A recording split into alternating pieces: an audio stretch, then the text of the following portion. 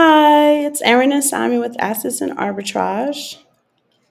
It's Saturday, I guess almost 3 o'clock on the East Coast. It's a little bit earlier for us. Um, we don't have a lot for you guys today, but just some things that maybe you should put on your radar Hmm. um, that are troubling, and then some boring stuff that we should just be on top of. Yeah, definitely. She came across a very interesting and critical article earlier this week, and so we wanted to bring that to you. I've come across some, basic articles. It's been a boring week. We expected a little bit more this week, and didn't really see much happen. Bitcoin still chopping away. Last week was really the big information about the Fed meeting. And then this week, we were looking at, or I had mentioned, we were looking at the August close. So see how that was, a couple resistance levels. And really, what we had seen is really wanted to see an August close above 64,000, right? So that's what Mhm. we wanted to see, that green candle close. And it failed to do that. Mhm. And so it has red candle close on August. Going into September, the first day after Labor Day, we got 3 day weekend. So we'll look for Tuesday for some more liquidity. It's been a lack of liquidity, and I got some boring articles about that. We'll talk about the liquidity issues, but with the Bitcoin, not much movement. A little bit more interesting movement in the precious metals Mhm. area this week. Mhm. And so we're gonna talk. We can talk about that a little bit more, and but still nothing exciting. Nothing So exciting. we got some cousins in the room. So Oh, that's cousin quick. BK Crypto Boom, guess Boom, who boom, stepped man. in He the been he room? been around, man. And cousin Alpha Predator said, "I don't mind boring." So that Okay, makes us well, feel good because when we're yeah, putting the show together, we're like, yeah. I try to spice it up, but I know this is hard, man. This stuff can be boring, boring, boring. So we'll go over a few things, man. And you guys also in the chat always chime in if there's something that you want to speak on or you want us to touch on. Just let us know. Let us or know. maybe something you want to share that we may not be aware of. But we're gonna get into it. There's about 10 cousins in the room, And remember, we always have the open line. So somebody, if you want to get on here and talk, just let us know. We'll send you the link, and you can pop right and that in. way you can Yeah, you can share you the can pop information in. yourself. Yep, you can pop in and talk about it. And so, um, no worries there. But yeah, so where did you want to start? You want to start with your article? Your article's Yeah. pretty meaty. I like it. So as a August. community, we often call y'all cousins. We refer to you as cousin such and such, cousin such and such. Yep. The general chief of staff, or the chief of staff, who is a general of the United States Air Force, Hmm. recently put out a memo for their active duty enlisted and officers. And the memo was really for their families. So I'm going to share that with you. We are prior service Air Force. This news is actually quite troubling because I only seen the memo for the Air Force. I haven't seen it made like public. I haven't seen it with the Army, the Marines, whoever. A lot of times when we were serving, and this was late 90s, early 2000s, Hmm. we did usually get stuff first because we were the technological Okay. sector of the military. So I'm going to share my screen so you guys can follow along and share with whoever you need to share with. So, Air Force families must be prepared for catastrophic events amid shift to potential Pacific conflict. This is what the service chief says. This article went out. Now, that's his pictures from 2023, but the article is from 2024, August 20th. This is 11 days in. And I think it's important we kind of go through it. So, this is the Air Force Chief of Staff, General David W. Alvin. He told airmen in a newly released memo that officials are focusing on updating family and mental health resources. This right here is very important because what they want is, we don't want our active duty, and you got to remember, when you belong to the state, whether it's in prison or in the military, you are called an asset.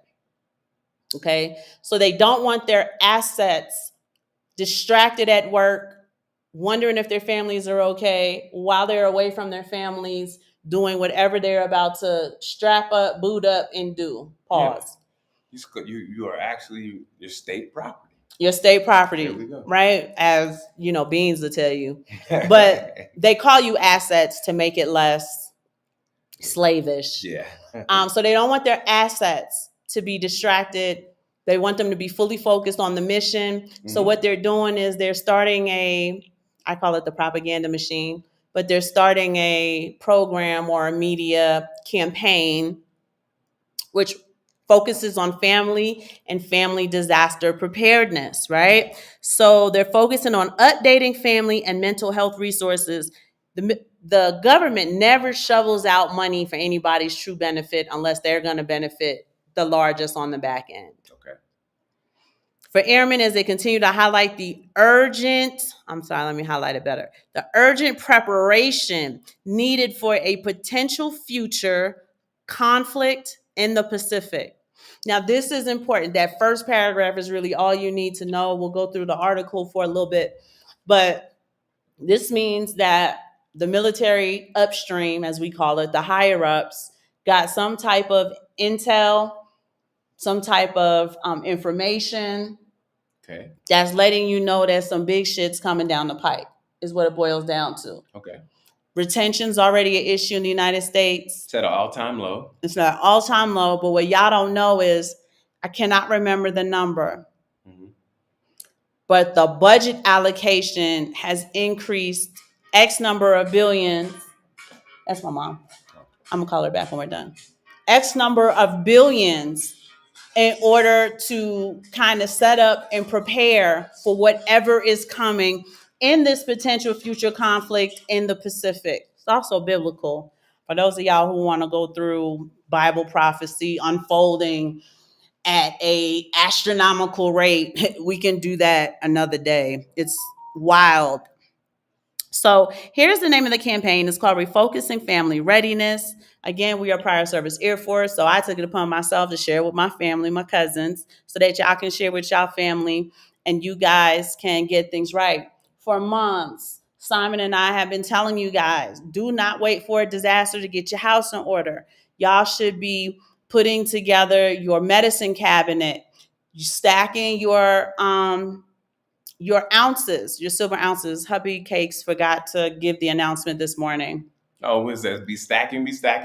I'm sorry. Right? Have your ounces available if the grid goes down and you need to do some type of trade. For those of you guys who saw Leave the World Behind, notice nobody wanted cash. Big, large sums of cash. Nobody wanted it. They wanted something a bit more reliable and tangible. And y'all have to remember, currency is a contract. It's whatever we agree to that we will change, that we will trade and exchange for whatever it is we are trading and exchanging. So you have to understand that your cash, your dollars, don't mean shit if that's not what the person wants in a post-apocalyptic world. Yeah, and so, and for smart people out there, the intelligence people, I keep an eye on some of the military intelligence. And somebody I follow, his name was Nick Irving, former Army Ranger sniper, and he worked for intelligence. And he says the most vulnerable part of the United States of America is the grid. Yeah. It's the power grid. So if somebody was going to make an attack, it would be at the power grid.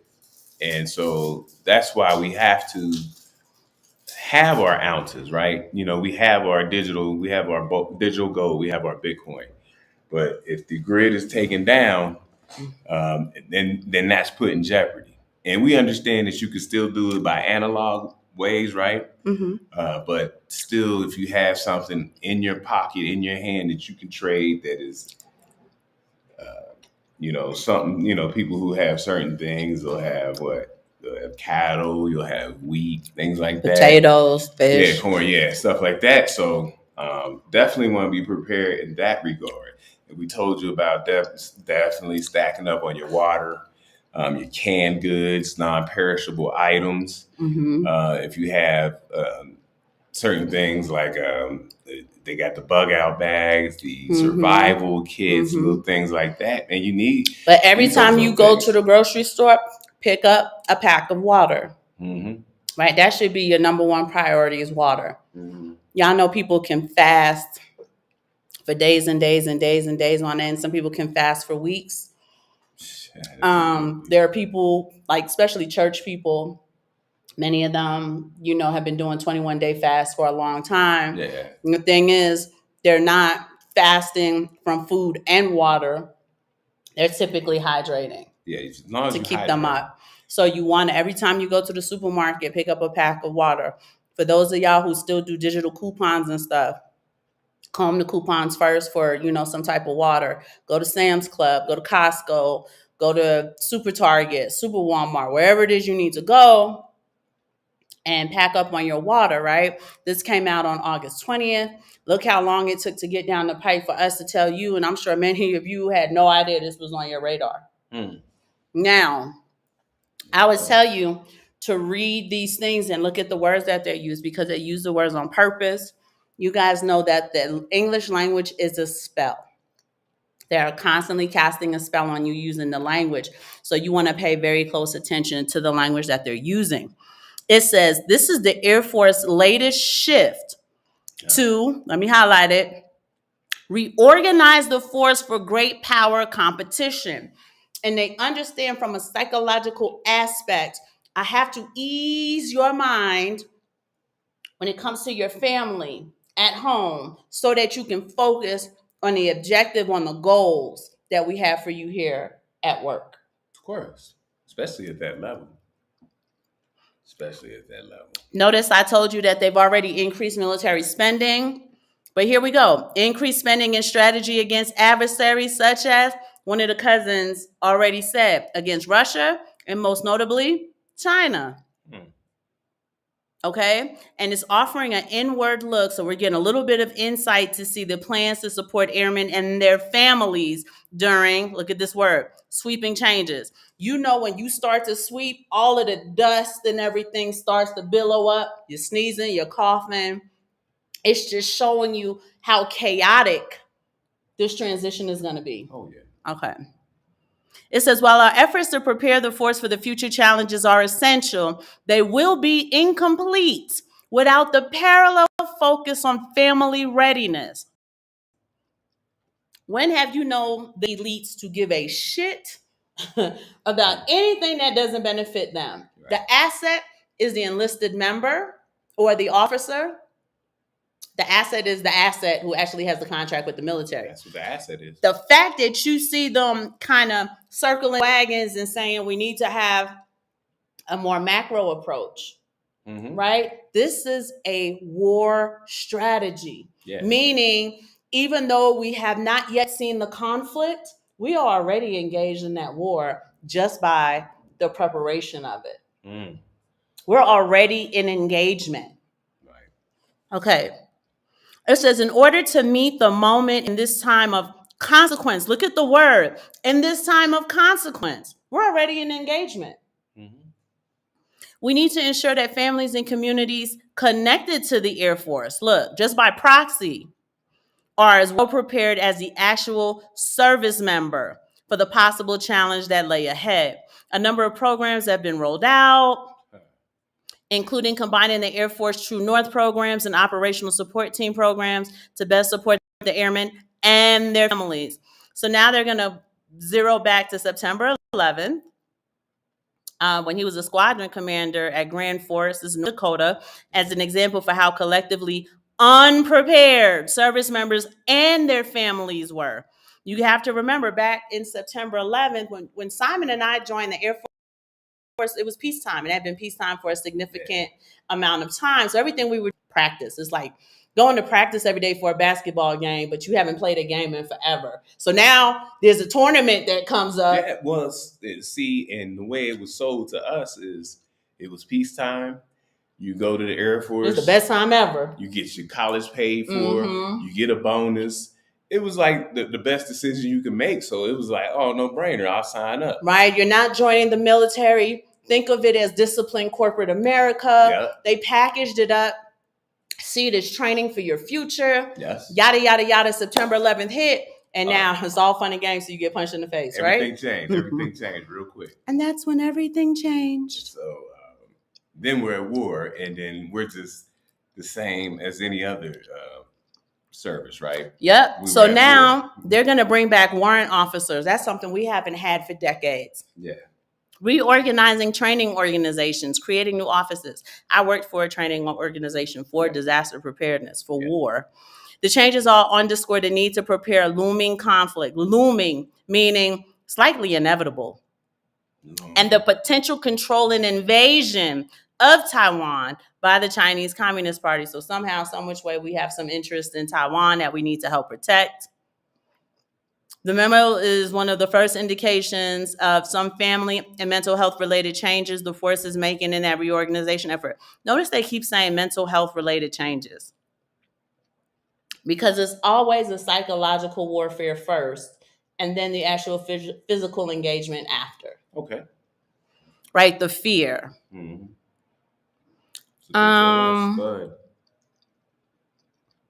So they talked about how service members and their families were caught off guard. We're going to skip some of that. Yeah. Spouse programs, volunteering opportunities, meaning that wives and other family members can volunteer to help support the military. In related change, airmen and guardians with dependents who go to a professional military education or training location can now collect per diem.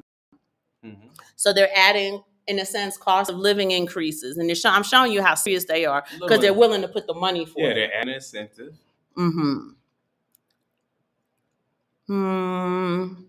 Crisis management tools. Look at this.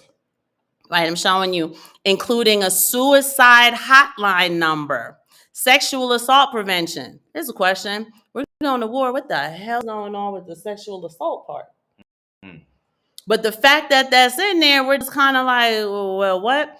Also keep in mind, and that's the end of the article. But one of the things that no one's really talking about is the amount of military-aged immigrants that have entered the nation's borders. Yes. The amount of crime that is already spiking. I saw a post today. I can't remember, but our Cincinnati people had posted it, that Indiana, you know how Cincinnati was kind of part of almost a tri-state in a sense. Area. So Indiana, Kentucky, and Ohio. They're hiring, in Ohio, but more Indiana and Kentucky. We're hiring correctional officers. Okay. So if you work at these facilities, you get $22 an hour. If you work at this facility, they're going to add $1 to $2 extra for that facility. Yeah, if you work at these facilities, you get an extra $3 to $5 an hour. And the question's like, when we do the stats, crime is down. Well, why do you need so many correction officers at these facilities to the point where you're trying to get them sign-on bonuses and stuff? What is y'all doing? We shut down private prisons and stuff like that. Whole towns are going into poverty and so on and so forth. What's going on now that you have this huge recruiting campaign for correction officers? I thought, I could be wrong, I thought it was one of those jobs that the young people aren't taking anymore. And as people retire, it's not enough replacement for them. Gotcha. It's one of those jobs that what 21-year-old but still wants that job. The recruiting campaign is troublesome to me. Yeah, they need them. When we hear news about, I don't know how many of you guys have heard it, but a Venezuelan gang, because remember, MS-13 got completely locked down by President Bukele. So y'all can't blame shit on them anymore. Okay, Now it's the Venezuelan gang took over a whole apartment complex in Colorado Springs. So now they took over. It started in Denver, right? In Denver, Colorado. So now they took over 2 apartment complexes in Denver, under the guise of it, helped by the government, under the guise of these buildings were run down and not were habitable, so they would move, but not worth out. Intervening is my point. So then they move in. If you watch the videos, they're coming in with guns, telling people to get out, making them pay rent. I mean, it's crazy. And this is happening in Denver, Colorado, and the police aren't doing anything about it. They act as if they can't do anything about it. They're not getting any responses from the mayor. No responses. This is happening in Aurora, Colorado as well. Okay. And we've also seen videos from Alex Jones. Shout out to Alex Jones, friend of the family, in San Diego, California. Mm-hmm. So Houston, they're having problems in Houston. New York. And they're saying these are all, what would you call? Man, I can't remember the right term. But cities where you can go. Refugee cities. Yeah, so these are all those. They do have a name. They're something like sanctuary cities. Thank you. That's so what they're all sorry about that. Sanctuary cities where you're seeing this stuff, and there's deep conspiracy about what's going on and who's letting it go on, and why it's not being. And let me just make a point. Go ahead. Yeah. Right? He said conspiracy. Mm-hmm. A lot of people, and it feels like the average person, confuses the idea of the conspiracy with the theory. Right? There's a theory is a theory.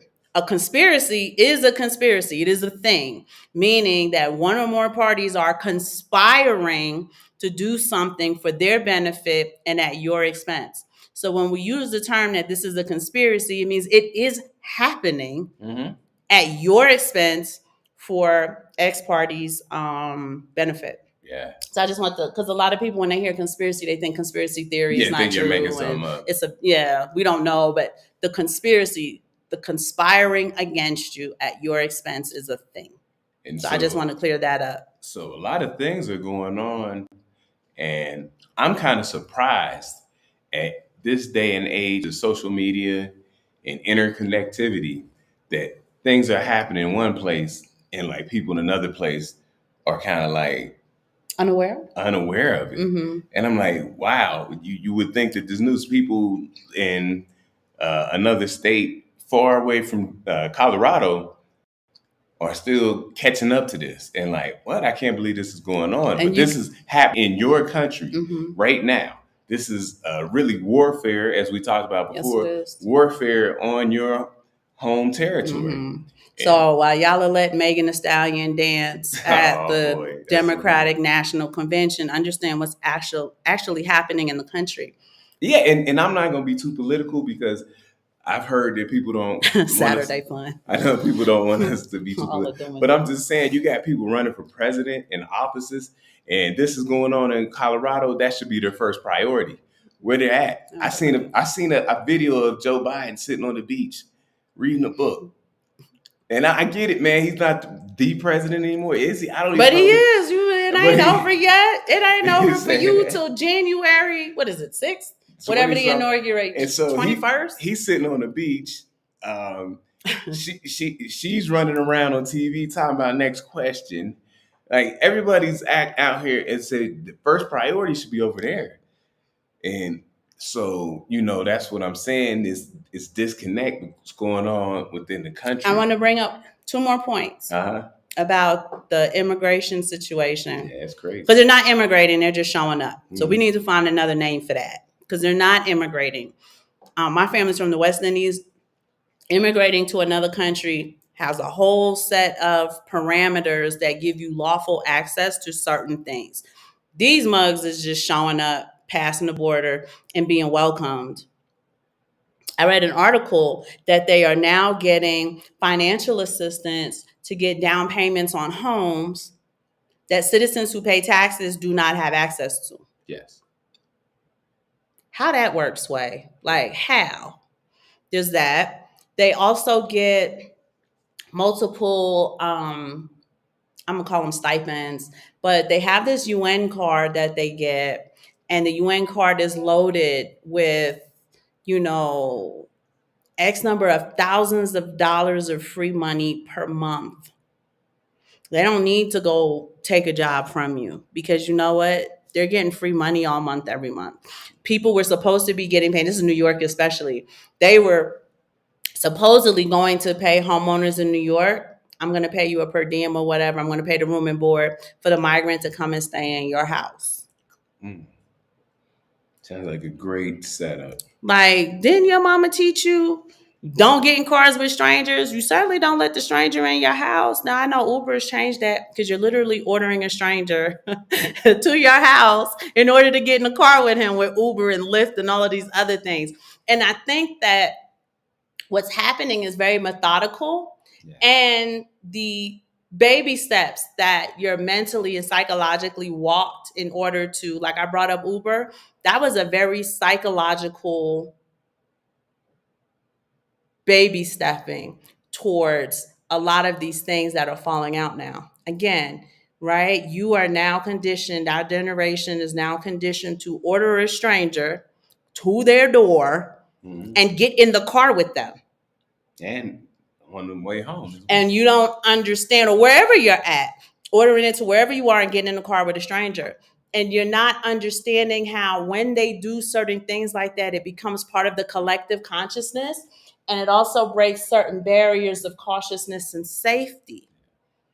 It's not surprising to me at all after Uber blew up, Lyft, Didi, all these other ride shares. Now you're going to order a stranger to come to your house and bring you food.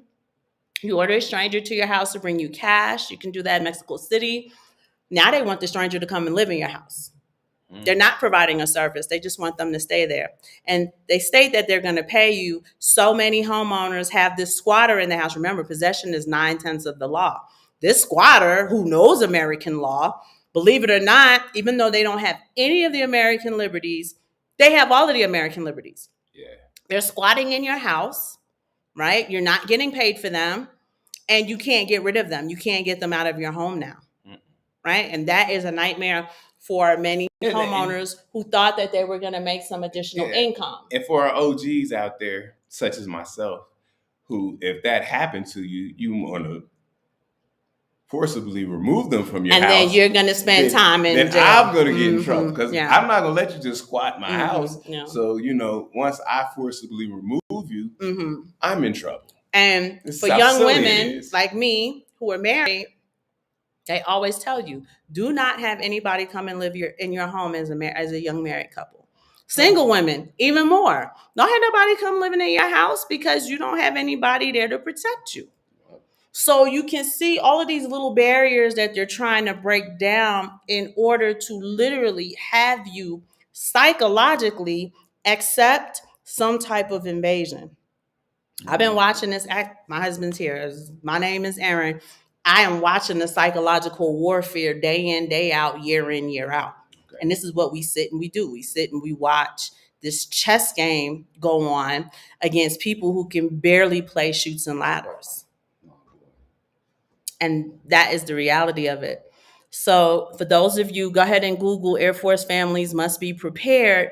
It's not a lot of information, but they are going to do whatever they can to protect their asset and to invest in the protection of their asset, and by proxy, their asset's family, because they need the asset to psychologically be strong enough and have the testicular fortitude to do their job without distraction, because what's coming down the pike is some big shit. And you got to understand too, and this is getting down the road a little bit as things would get worse. But when you have people like that in the military who work for some kind of law enforcement and things like that, their first, if things get too bad, they're going to bail out and go protect their family. Their first inkling is going to be, F the mission, I got to take care of my. And that is what the military right now, the Air Force, is trying to avoid, because they understand your psychological. They have it down to where they have these AIs whose quantum processing is so magnificent, so powerful, that they can literally predict your next thought, your next word, your next move. And what we're saying is one-on-one shit, right? You know that if some shit's going down, your family come first, right? First things But first. they have it down to a science where they can predict a lot of other very intimate things. They can predict, we often talk about man don't make the money makes the man. Okay. And what that really means is when you get this amount of money, it will bring one thing or the other out of you. You're either going to be an incredible philanthropist with a heart for humanity, or that money going to bring out the snake in you, and you willing to do whatever to preserve it, to add to it, and so on and so forth. So that's really what that saying means. Man don't make the money makes the man. It brings out whatever is actually in you. And that is what they sit and they study, so that they can use whatever situations bring out in you. They want to be able to exploit that to their own benefit, some which way, shape, or form. And it is very hard to outthink these demons, because that's what they are. And the word demon means genius. That's what the word demon means, because the demons are constantly, these spirits are constantly giving you knowledge that you're not supposed to have. Mm-hmm. But outside of that, it is very difficult to outthink and outmaneuver these elites and stuff. And this is why stay ready, so you don't have to get ready, because it's going to be difficult to do. It's crazy, unfortunate that timing and positioning play a big part, right? Because if you are a young man or woman, mm-hmm. and you are of age to go to the military, mm-hmm. right? The timing of that is different than somebody who might be older, mm-hmm. and that's not something that could affect you, mm-hmm. directly in that way, right? Mm-hmm. We have 4 sons, right? So that could affect them. I'm getting into that too. And but it can't affect us. Like, we've done our time. Mm-hmm. You know, we did what we were supposed to do. Mm-hmm. So it can't affect us. But you can't be that type of person who says, well, since it don't affect me, I don't care. Mm-hmm. Nah, if you got some knowledge about it, man, kick it back down to the people who it does affect, mm-hmm. who it may affect. That way, mm-hmm. you know, they can get prepared and position themselves in the way that they can, best that they can. But in the digital age, in the era that we live, it will affect you directly. Yeah. I don't care if you're a woman who's 25 years old, can't have children, don't want to get married. This conflict is going to end up at your door. Mm-hmm. So here's something else you may or may not know. Back in the day when you turned 18, somebody like Simon, back in the day, Papa, or maybe Simon by himself, would have to go down to the post office and sign up for selective service. They're saying you don't even need to sign up for selective service. They've signed you up. Coming for you. Right? Which means if they need extra assets, they will come and just take them. It is not that far off, because women keep crying how they better than men and the world would be better without men and all of this other effing foolishness. That shit's going to come back to y'all doorstep. That's the chicken come home to roost, because eventually they're just going to sign the women up as well. Right? And, you know, all that independent shit get talked until, like I said, you get punched in the face. All fun and games, so you get punched in the face. All fun and games, so you have to do some actual physical labor you are not ready for. Right? There's no get your nails done. There's no $3,000 installation you're going to get if we are in the middle of an engagement and they pull your ass up, pull it in as an asset and start training you to help fight and maybe die in this conflict. So feminism has also stair-stepped you now into, let some shit happen. Rosie the Riveter taught us women are absolutely just as capable. You're going to get sucked into that too. It's not that far behind. So there's that. Y'all go get your water and stuff. We have been screaming from the rooftops to start buying ounces. We don't get paid we don't get any type of incentives. There's no commissions. I said, you can mention my name to Andy Sheckman if you buy stuff from there, just to give you a break. We don't get nothing from Andy if you buy stuff from him. It's just to give you a little break on maybe the premium when you buy your ounces of silver. Every movie has shown us that at some point in time, the post-apocalyptic era, this is what it looks like. If you've ever seen the Book of Eli, if you've ever seen Terminator, if you ever seen Judge, like I can name 1,000 movies that one of you had to have seen one of these movies, you understand that if the electrical grid goes down, your debit card means shit. Your credit card means shit. Your dollars might not mean anything because we keep seeing that. I remember in Book of Eli, they were willing to trade something, I can't remember what it was, for cat oil because there was no chapstick. Water. And it's water for cat oil. It was water for cat oil. That's right, babe. And, because he didn't have no chapstick. And remember this, one of the things, and I'm sure, for my red-blooded Americans out there, ammunition, guns and ammunition matter. Like you want to have that. You want to be ready to go in case some stuff goes down. Now, where we're at, that's not you have to do it different. You can have weaponry, is what I call it. But they don't have guns here. Not no guns. The cartel do, though. So they do. And that's why they have huge advantage over even the police, the military too. Yeah, so you gotta, but you guys in the United States, man, make sure you have your guns, your ammunition. Please have your bulletproof vest, things like that.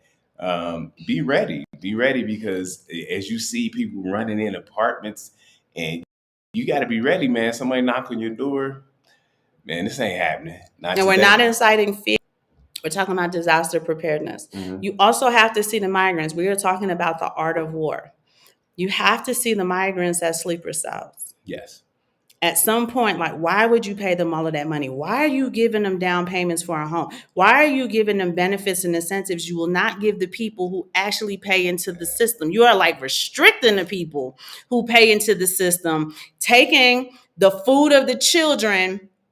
I'm not calling immigrants dogs, but I'm utilizing a biblical verse for a reason, and giving the meals to the dogs. And you're like, why are you doing that? No other country does that.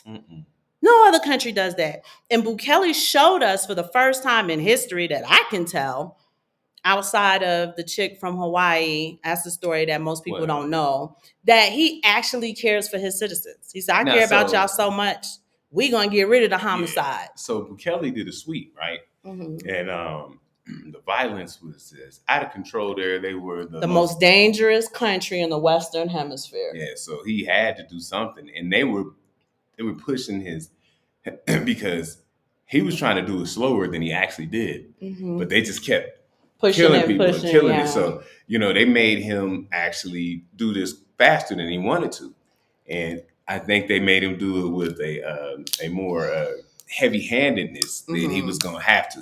He had a better plan, but he said, they were trying to kill babies and sacrifice them. Yeah, they were and doing do all crazy sorts of stuff weird because stuff. If you look at the history and about the MS-13, not only were they a violent gang who dealt with drugs and what's it called human trafficking and stuff, they were satanic. And that's the part that people don't talk about. How satanic and the rituals they did. That's why she was talking about the part with the babies. They were kidnapping babies. He said, and as the president, well, I'm not saying as a president. He is the president, but he's a very religious man. So that goes right against what he thinks. Right, even if he wasn't religious, that is going to negatively affect the population rate of a country he's trying to enlarge. And so he just had to take him out. And he basically said, if you're a drug dealer, you're going to jail for life and, everything else. And he made it the safest country in the Western Hemisphere. Now, you got people out there who are calling him a dictator. They can call him whatever they want but consider the feat that he achieved with the resources that he had available. United States probably got 1,000,000 times more resources than what Bukele had at his fingertips, in spite of all of the Bitcoin that he does have invested. Keep in mind, he don't sit next to he's not a cotillionaire. He doesn't sit next to the money printer, and the dollar is their standard. So he doesn't have access to just print more money when he needs it for his fiscal policy like the United States does. But I'm sorry to cut you off. And if you guys seen this recently, he is on the cover of Time for this month, right? For the month of September. Oh, okay. So cover story will be about him. he's on the cover of Time. For people who still read magazines like Time, that was a magazine we used to have come to the house back in the day. But I could be old, so in my age, but people still do read Time. It's out there.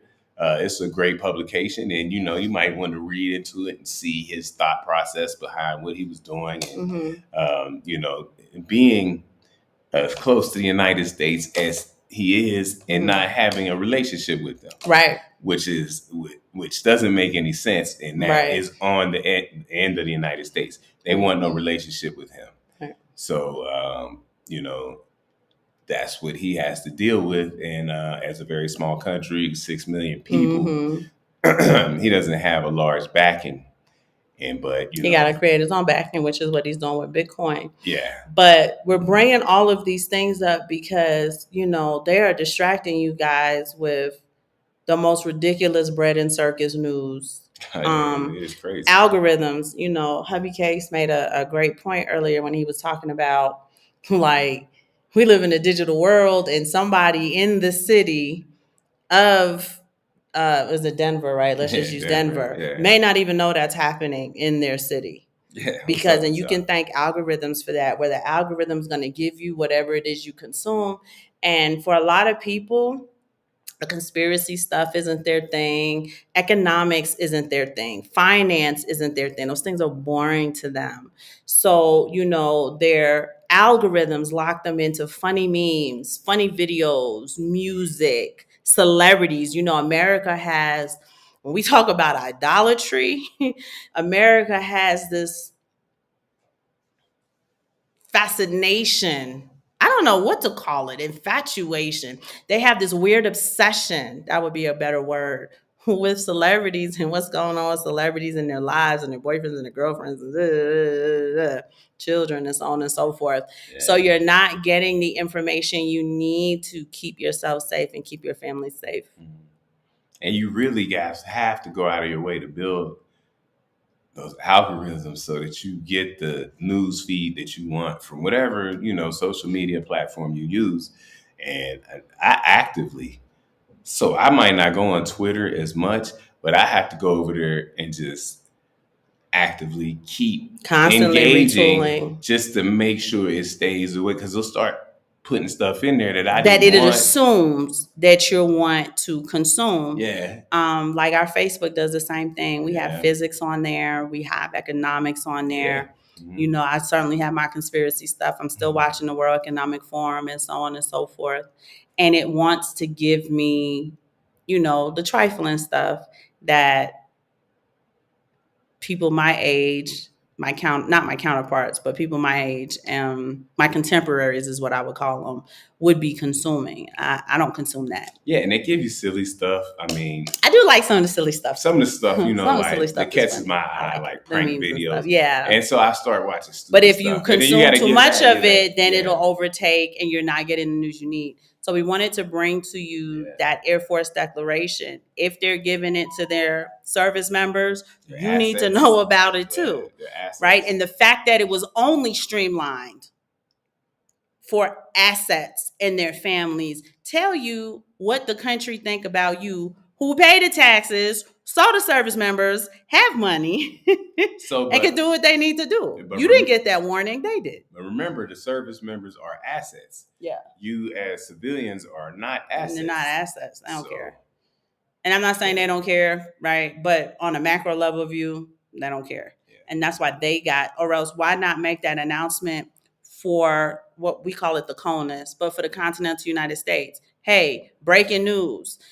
We got some intelligence that there is a impending, they use the word looming, but impending potential conflict. Now, granted, they tried to kind of fix it and tell you right now they're just looking at Taiwan, so it won't affect you.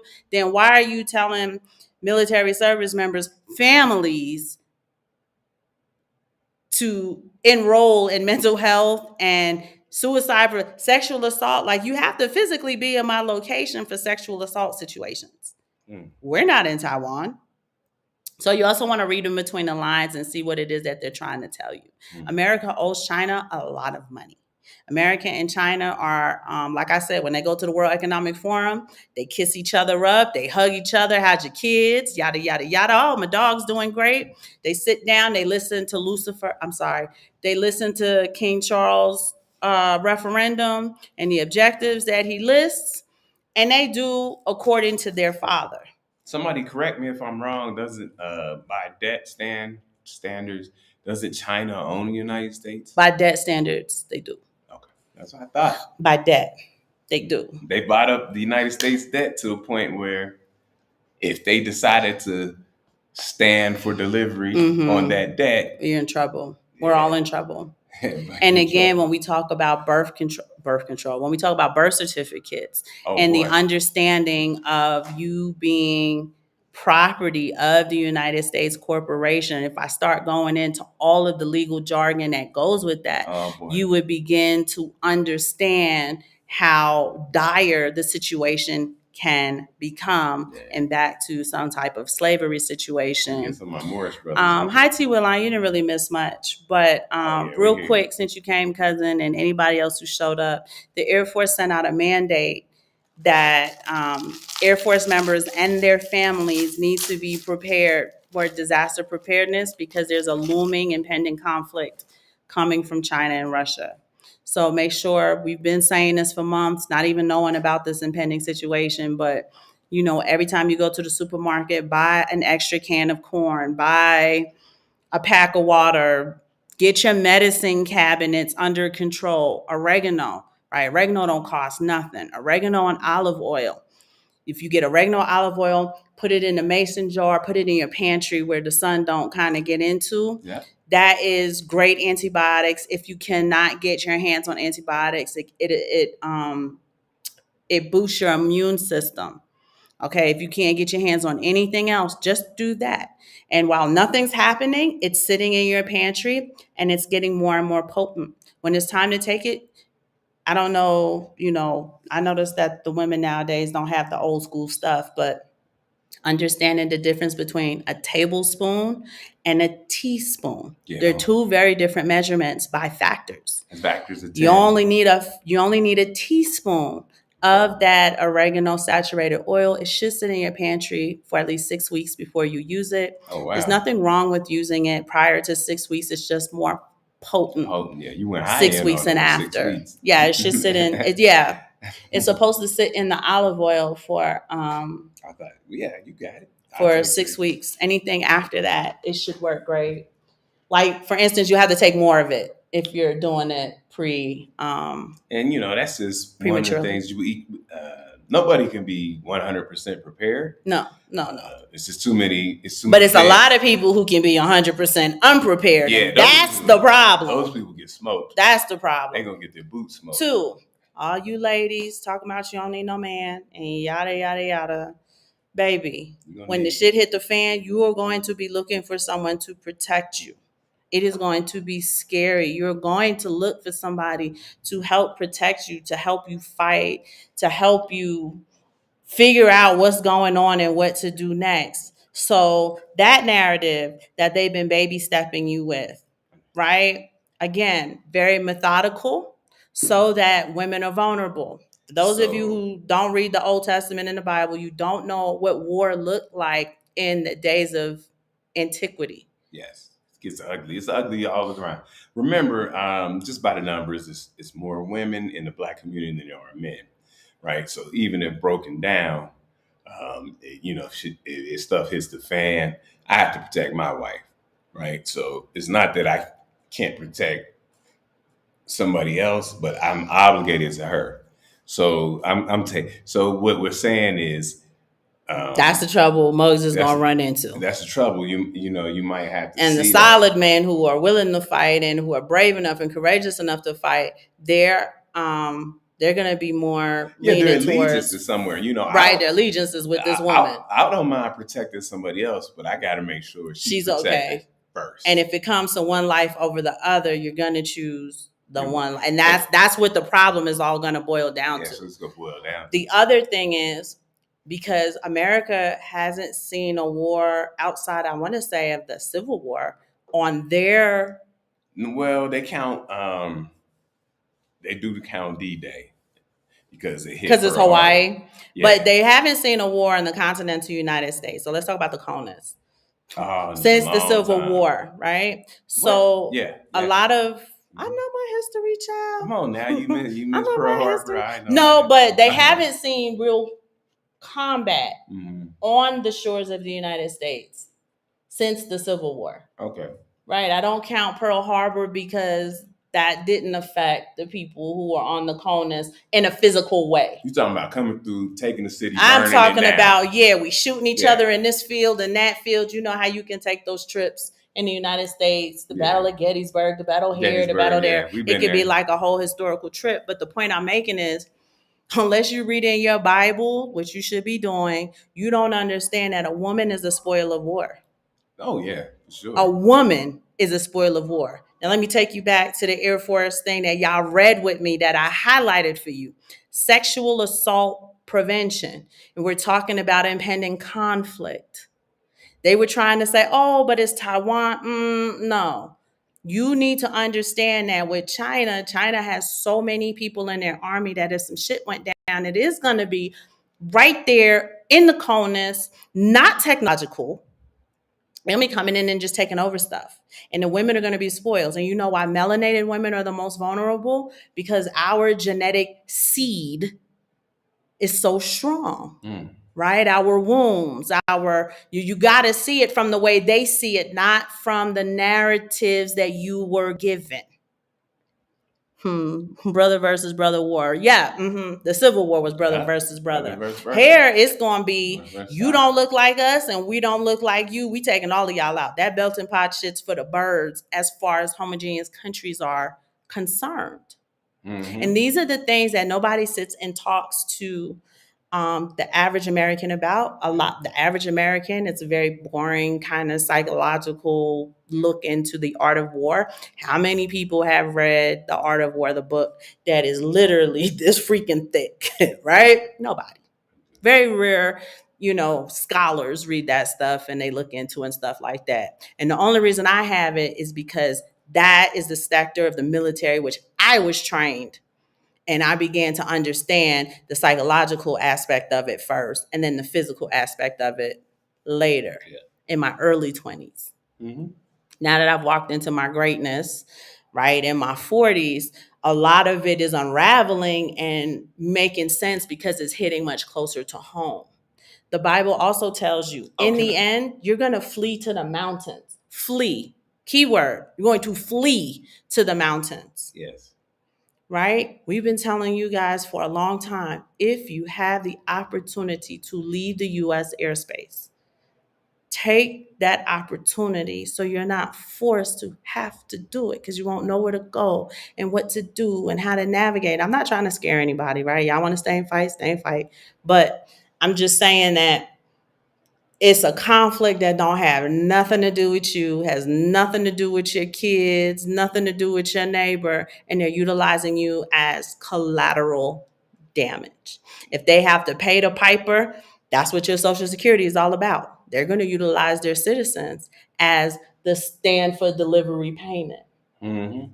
Right? Just like in the silver sector, if you stand for delivery for your product, which is silver or gold, and they don't have it to give you because they constantly rehypothecate the contracts over and over and over and over again, they're going to give you something else. Yeah, they reserve the right to pay you in fiat currency. Which I traded my fiat currency for this. I don't want that back.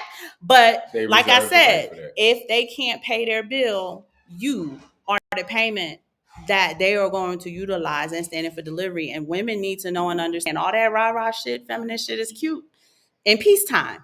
But during war, a woman is a spoil. Prettier the woman, better the spoil. Right? It's like finding silver, gold, copper. Yeah. Right? You gonna go for the gold and the silver first. So all you pretty ladies, big booty ladies, if a war hit, we are spoils of war. You have to get under someone's protection. And remember too, also, they've told you this, that in the Western world, right, which means the United States, Canada, Australia, UK, stuff like that, you are below replacement. So now you have less young men available to even be a part of war than another country. So if you see a country's average, and so what you want to always look at is you don't want to look at the average age of the men in your country, right? You want to look at the average age of the women and their age. What's in the age that they had birth, right? That will Childbearing childbearing window. age. It's So the childbearing that gives window. you a better you can see out better with that, right? So if your average childbearing age, like in the United States, uh, of white women, because this is who we're really talking about, below replacement, is over 40 years old. Yeah. And so if the age of childbearing age is out of no, if the age is out of childbearing range, this is automatically makes you below replacement, right? Absolutely. And then when you have a country that childbearing age average might be like 25, Like Nigeria. I think theirs is 19. 19. I mean, it's so low. It's young. And so, you got to look at some of your enemies and see what their average Now, age keep in would mind be. too, right? I had posted on my Facebook page. I doubt any of you are my Facebook friends, with the exception of one or two people. But was it Japan? Japan. I want to say it was Japan. You talking about them women? Japan was asking for black men to come and impregnate their women. No incentives, no payment, compensation, or anything like that. Please come and impregnate our women to get our numbers back up. But they were specifically looking for black men. They didn't say white men. They didn't say other Asian men. They didn't say Hispanic men. There's a campaign out. Y'all look it up. They are looking for a melanated men to impregnate their women because of the gene structure, how strong our genetics are, in order to impregnate their women to bring up their population rate. Yeah. And I'm telling you guys these things because you're watching. This is happening here. This is happening here. That's happening there. And you have to see that they're not separate things. They're things happening concurrently in order to bring about a very specific objective. And remember, in Japan, if you do the knowledge on it, they discard their single women very early. 26, still 27. Within their childbearing window. They have a name for them, but they're called like, you call them.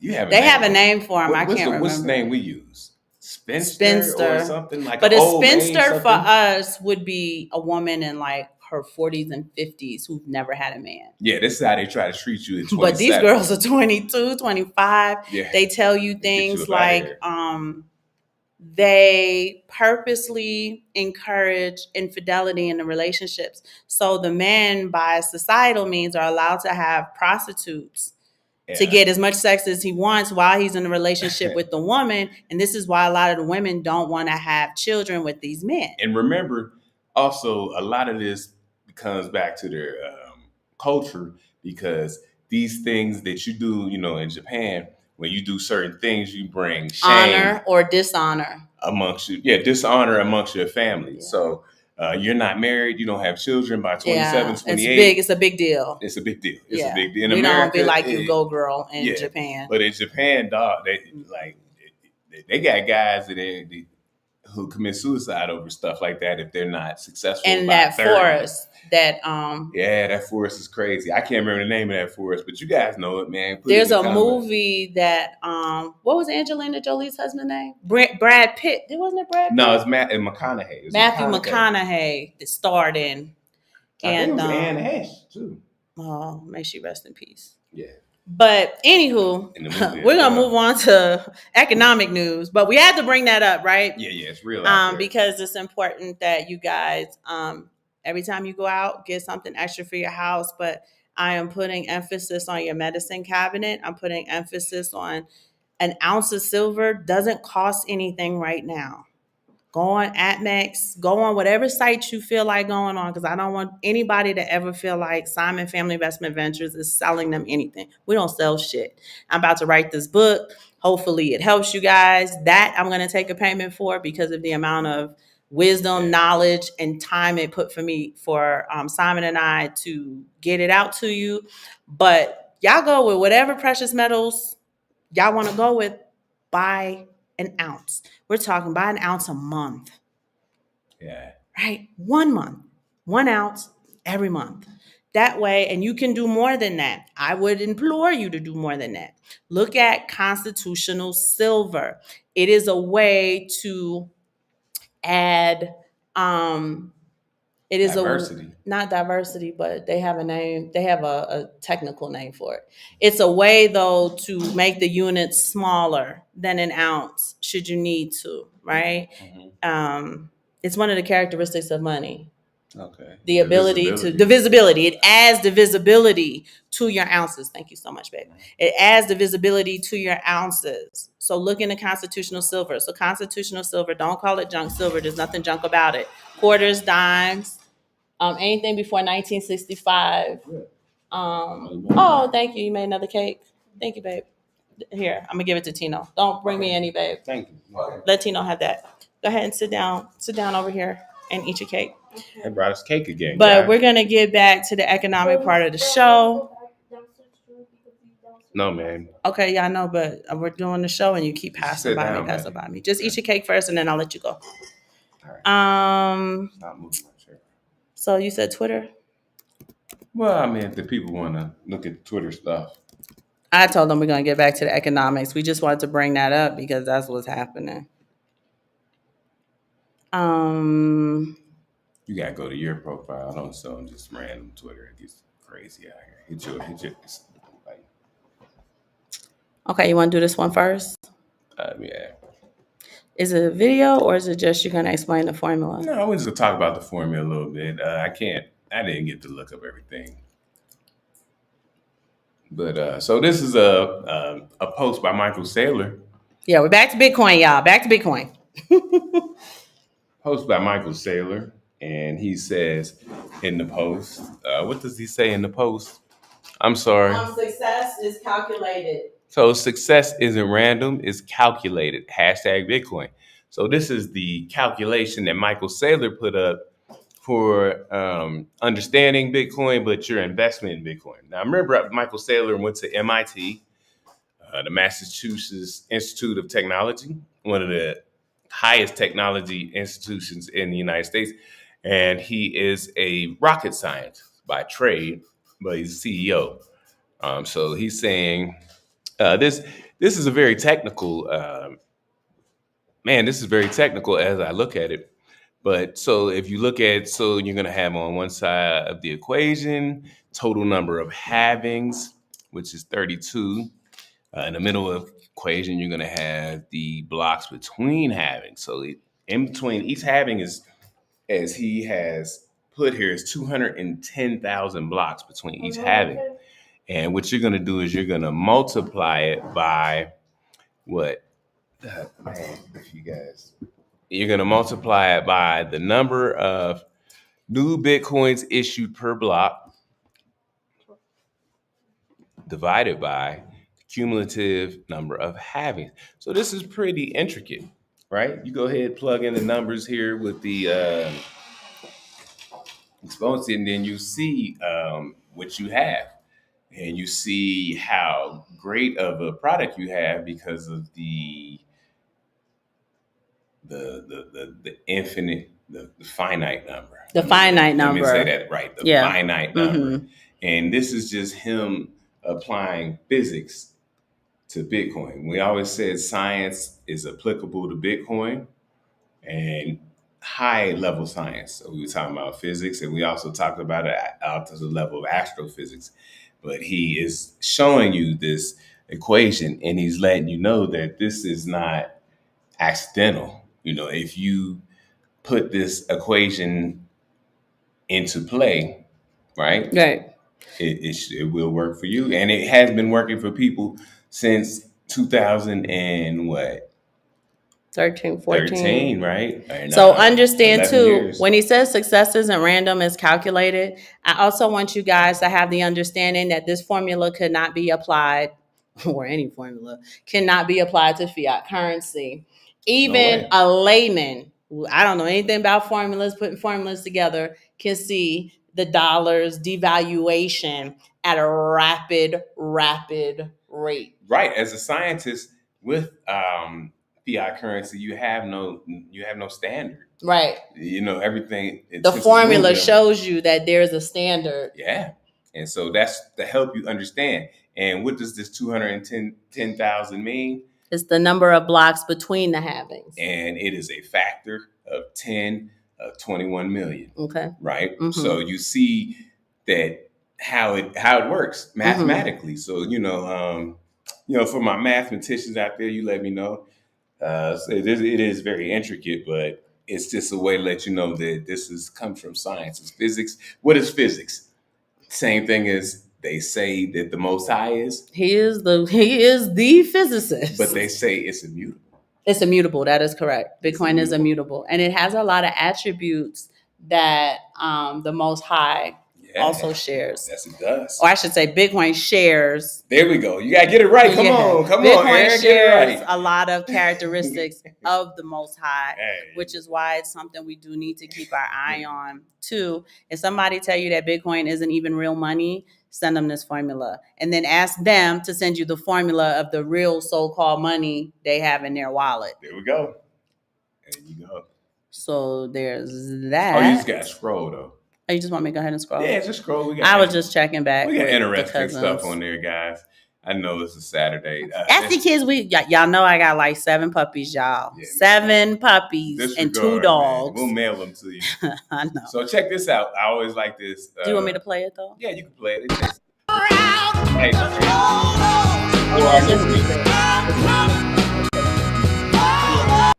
I thought they were saying something. So this is just the lifespan of Bitcoin as you see it go up and down over time so that some of our newbies can understand some of them. But it's the comments y'all need to read as it's going. We've been through some hell. We have, man. This is ha. Oh my God, thank you. And then it's like, I was mining some, but it wasn't worth the energy. Dude, have you seen the price? Nah, I'm at work. It just hit $1,000. Oh, those are the good old And it's days. just showing you all of the emotions on this ride. To I don't care about it, to oh my God, it's the best thing that's ever been discovered. So it's a cute little Twitter. I don't know if you guys can read that small writing. I just sold. I'm done. Oh shit, I'm buying back in. Yeah, oh my God. It's a tough roller coaster. The news said it's going to $1. This COVID thing's gonna send it to $1. Hey dude, why isn't it dead? Holy shit. Should I buy? That's what they call the God candle. That's the God candle. You're like, whoa. So it's a cute little video. If you guys, we need Twitter followers. But if you've been around this long, you've been here for this fun ride. Would you call it fun? No. It's just been a ride. Sometimes I want to throw up. Bitcoin ETFs going live. Bitcoin halving, and then you can kind of see. Another candles. We was living good. Y'all know that. We'll get back there. So. We live in the era of fraud. Is that something they need to listen to? Wall Street is fraud. America is fraud. The world. Guys are going on them. Okay. Going in on them. But we can't talk while it's playing, or else then we'll be able to hear it.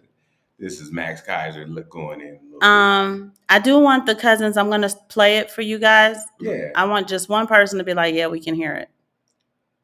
Wall Street is fraud. America is fraud. The world is fraud. Banks are fraud. Central banks are fraud. We live in an era of fraud. It's all based on fraud, and they get a percentage of the fraud. That's the business model. To suggest that there is any moral or ethical aspect to anything that's going on now is to be completely naive about the fact that we live in an era dominated by financial terrorists, jihadis of banking. They're here to kill you and themselves. They don't care because they're trained at madrasas called Princeton, Harvard, and Yale. They believe in an ideology, not the Quran, but Adam Smith, that they completely misread and interpret as something to justify their blowing themselves up. And the cost of terrorism is cheap. 9/11 only cost $500,000. The ability to borrow money and take over a company by Warren Buffett is zero. He's borrowing money at zero. He's taking all those jobs away. He's creating economic destruction because he's a financial terrorism. And that's the era that we live in today. Are we going to stop it? There's only one way to stop it. Raise interest rates right now. Make the cost of terrorism too high. Do it today. If you don't, you're a fucking terrorist. Janet Yellen's a terrorist. Mario Draghi's a terrorist. The Central Bank of Japan is a terrorist. These are the real terrorists. Not the immigrants. Not the people dying in the water. Hey.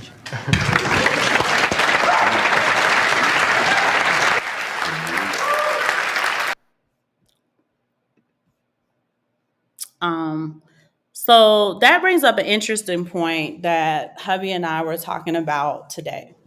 So I recently got this really good gig at a tech company based out of Bankhead, Georgia in 2021, 2022. That's what they 2021, said. 2022. I can't remember what year I started. One of She those got two a good years. gig. That's what And she don't share her money. in the shut up. In the first year, right? Because you gonna have them thinking I'm like these modern women. My paycheck go to the entire house, y'all. I I'm don't play still that trying game. to get them LeBrons. You know what I'm talking Our about. money, and he's got like 3 pairs of LeBrons I paid for. I had to give 2 of them to my son. He did. So he tried to make it not count, but I bought them initially for him. But anyway, you guys, in the first year, just out of habit, it's benefit enrollments. I enrolled in the benefits and just used to getting medical. I got it. And I was just kind of thinking like, if anything goes down, we can fly back to the United States, utilize my benefit, yada, yada, yada, yada. Okay. Y'all, there's 6 people, right, that I was covering, myself, my husband, and my 4 sons. And we were paying over $700 a month, right? So it was over $350. It was like $370. I thought it was 337, but a pay period, something like that. Right there, right there. Right, per pay period though. And let me tell you, from the time I joined, 12 months later, we didn't use an ounce of it. Not 1 ounce of it. So the next year I got smart. I said, look, babe, we got to pay for stuff out of pocket anyway. We're going to put that $700 a month back in our pockets, back into Bitcoin, back into precious metals, whatever it is we need to do. Then we stumbled across another conversation. We should have a show just for our boring pillow talk.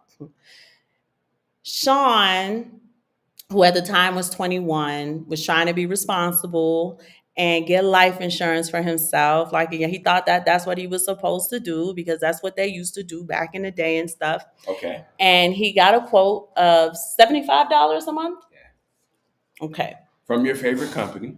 Right, Prime America. So we sat and we thought about that. Now, my family, both mother and father side, the matriarchal, patriarchal lines, live a long time, right? My grandfather lived to be 97 as a black man in the West Indies. I tell you, that curry, the turmeric in the curry will let you live a long life. My dad lived to almost 85 as a black man who went through the 60s and 70s, crack era 80s. Not that he was on it, but we was in New York City. On, man, you can't slap that on it. Right, we was in Hollis in Left Rack. During the crack era, he had to run us to Long Island, right? But my mother's line, they live a long time. My mom's 80, I'm 43, so she's 83. And honey, she's strong as an ox.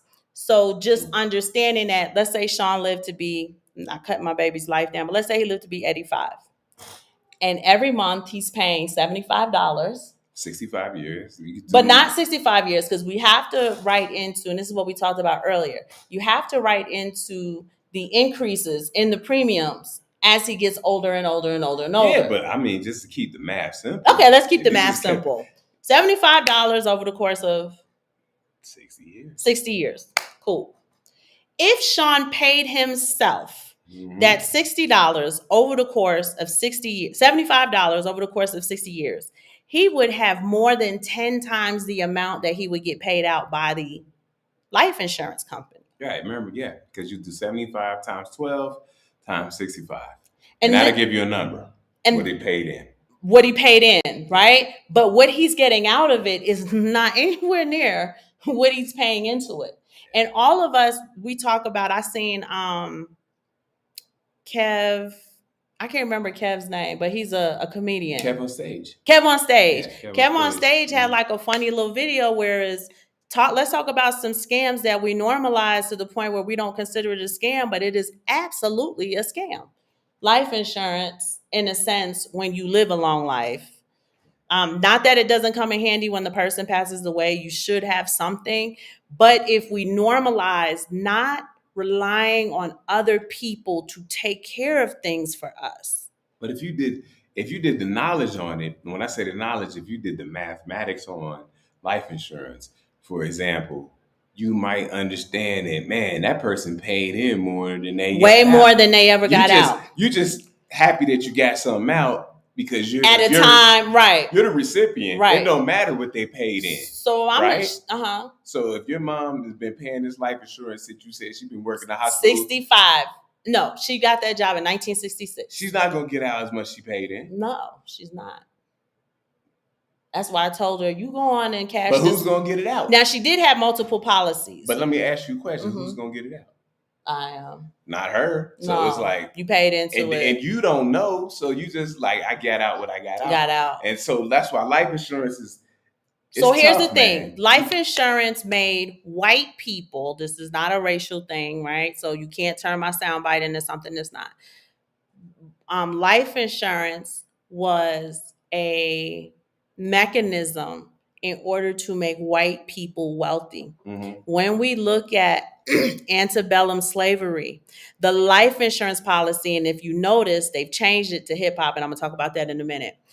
The life insurance made them wealthy because they would get life insurance on their slaves and then with impunity kill them for one reason or the other. You guys can look this up.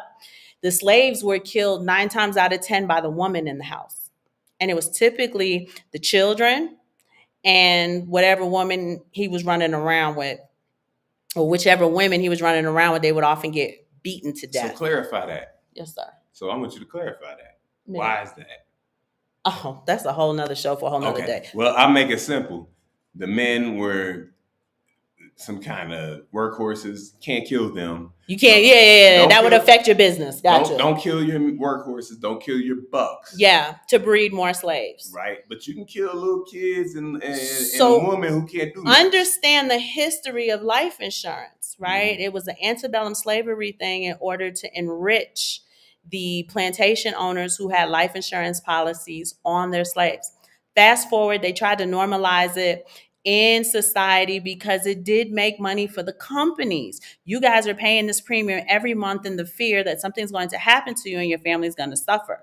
How many months, how many years, how many decades go by and nothing happens? And they're just getting enriched and enriched and enriched and enriched and enriched. Okay, let's move forward. And one more thing I want to just jump in. I'm sorry. I'm just sitting here, but I'm jumping in. And go check out life insurance on very, very dangerous jobs and see how hard it is to get it, right? Mm-hmm. What's the most dangerous job in the United States of America in the past 10 years? A logger. And what is a logger? Is the one who get up on the redwood trees and saw the tree down. So go tell somebody you're a logger because they have these people who are called actuaries who will calculate the risk. Like, should we tell them you're a logger and this is what you do, and they can be like, no, just like back in the days, if you're a coal miner, not getting any life insurance, or if you are, the premium's super high, mm-hmm. right? You know, I was a firefighter. Our premiums were really, really high as a firefighter. Yeah, they were. You know, military. Versus mine and as administrative. Yeah, because they think, oh, she'll live to be 80, 89. And keep in mind, we don't smoke. I don't drink like that. The health part. Part. I used to run and jog with hubby. I wasn't overweight. It's the part where they circle had around. Healthy births, yeah. How dangerous is your profession? Now that's when let's add in some important aspects, right? Yeah. Now I'm going to tell you this real quick, and then I'm going to add in the important aspect. Okay. So if you want to know how antebellum slavery, the concept of the insurance, has translated today, you know that all of these record labels has a life insurance policy out on these rappers. And what do? They encourage them to do drill rap. And rap that glorifies the killing of one another. Live the life that you speak. Don't be them fake rappers who don't know anything about killing on the street. Be the op that spin the block. Why do they encourage that? Because every single body that they pull through, look at all of these little drill rappers who just died in the year 2023, 2024. The number is mind-boggling.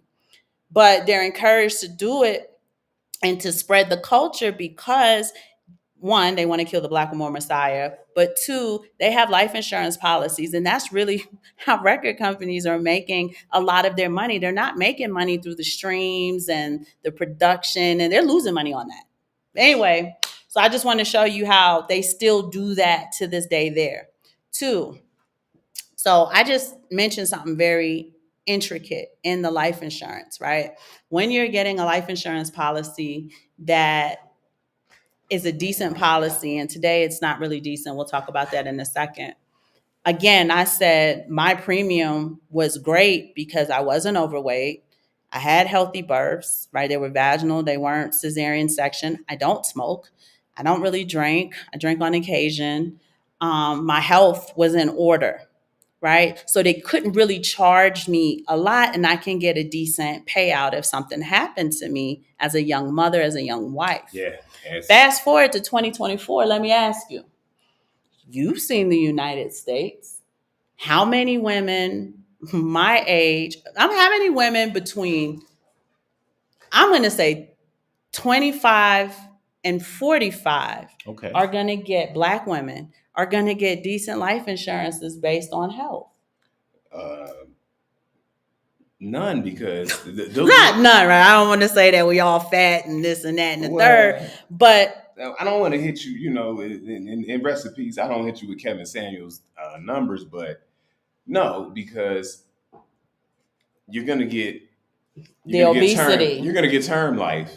The obesity. But when it's time to get whole life, which matters, because that's what we're talking about, whole life. Whole life right now. So when you get whole life, because that's where the wealth is. And that's where the wealth is. Now, when you get whole life, you got to get a whole examination. This is why I'm talking to them about it. Was I'm sorry, I should have talked about that my premium was a good premium for whole life insurance, because that's where the wealth is. You can cash your policy out. You can borrow against your policy. Do something with whole life. That is what your record label companies are doing. That is what they were utilizing in antebellum slavery, not term. We're talking whole life. But you can't come to whole life and be morbidly obese. Can't be obese, period.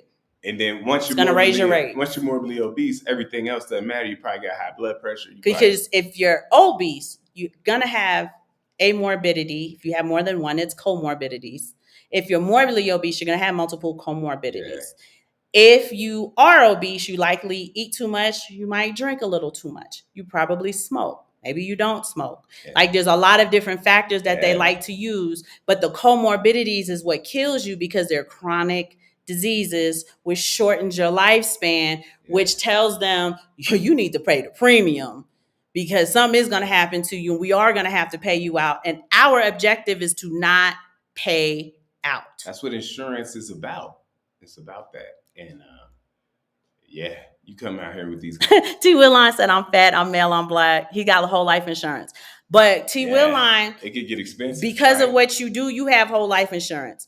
Start going around and asking your counterparts if they have any life insurance. Because a lot of times when the money get funny, that's the first bill they stop paying, T. Willine. I'm not saying you can't get life insurance. I'm talking about the increase on the premium when you have all of these factors. As you get older, more weight, comorbidities, chronic illnesses, you got to pay the premium. And a lot of times when you start doing the math month over month, year over year, decade over decade. And I'm sorry to be, the bearer of bad news, but the only time that you really get your bang for your buck is if somebody dies early, right? If you spend the next 40 years paying your premium on whole life, you won't get the amount that you put in. No. But die tomorrow, and you'll get way more than you put in. Yeah. And that's the only way. Sad. And that's the only way you get your money value worth, right? Because they set it up that way. On purpose. Because it's to enrich them, not you. Yeah. Now, T. Willine said that, he got his blood work and it looked good. T. Willine, there's not a lot of Black men who are overweight. Now, fat, obese, and morbidly obese are three very different things. I don't know what fat means for you. Right? Well, and I'm sorry. I didn't mean to interrupt my beautiful wife. But when you get in there, man, they're going by this. They have a metrics. No, what is it? Even I use it. I say, well, where am I at on my BMI? Your BMI scale. Right, they're using the BMI But his blood work came back okay. He smokes, he drinks. His blood work came back okay, right? There was a song called But notice that they had to do the blood work. If your blood work came back, they couldn't fight the premium. I bet you the premium would have been higher than mine if I was your age. If we were the same age in the same situation, my premium would be lower than yours regardless, is the point that I'm making. It's the premium that you're paying, right? And nowadays, depending on how old you are and where you are in the scheme, these companies are wanting to pay out less and less. When I first got that job, I could get, when I first got this gig that I work at, that first year it was a $500,000, I think. Right. If something happened to me, I said, Simon is 100% beneficiary. If God forbid something happened to him, Sean is 100% beneficiary. I had to set it up just in case, because we're Siamese twins. Ain't no telling what could happen. Then the following year, it went to 350. But so what you may not know is if you're hitting some of their metric numbers, they're gonna lower it.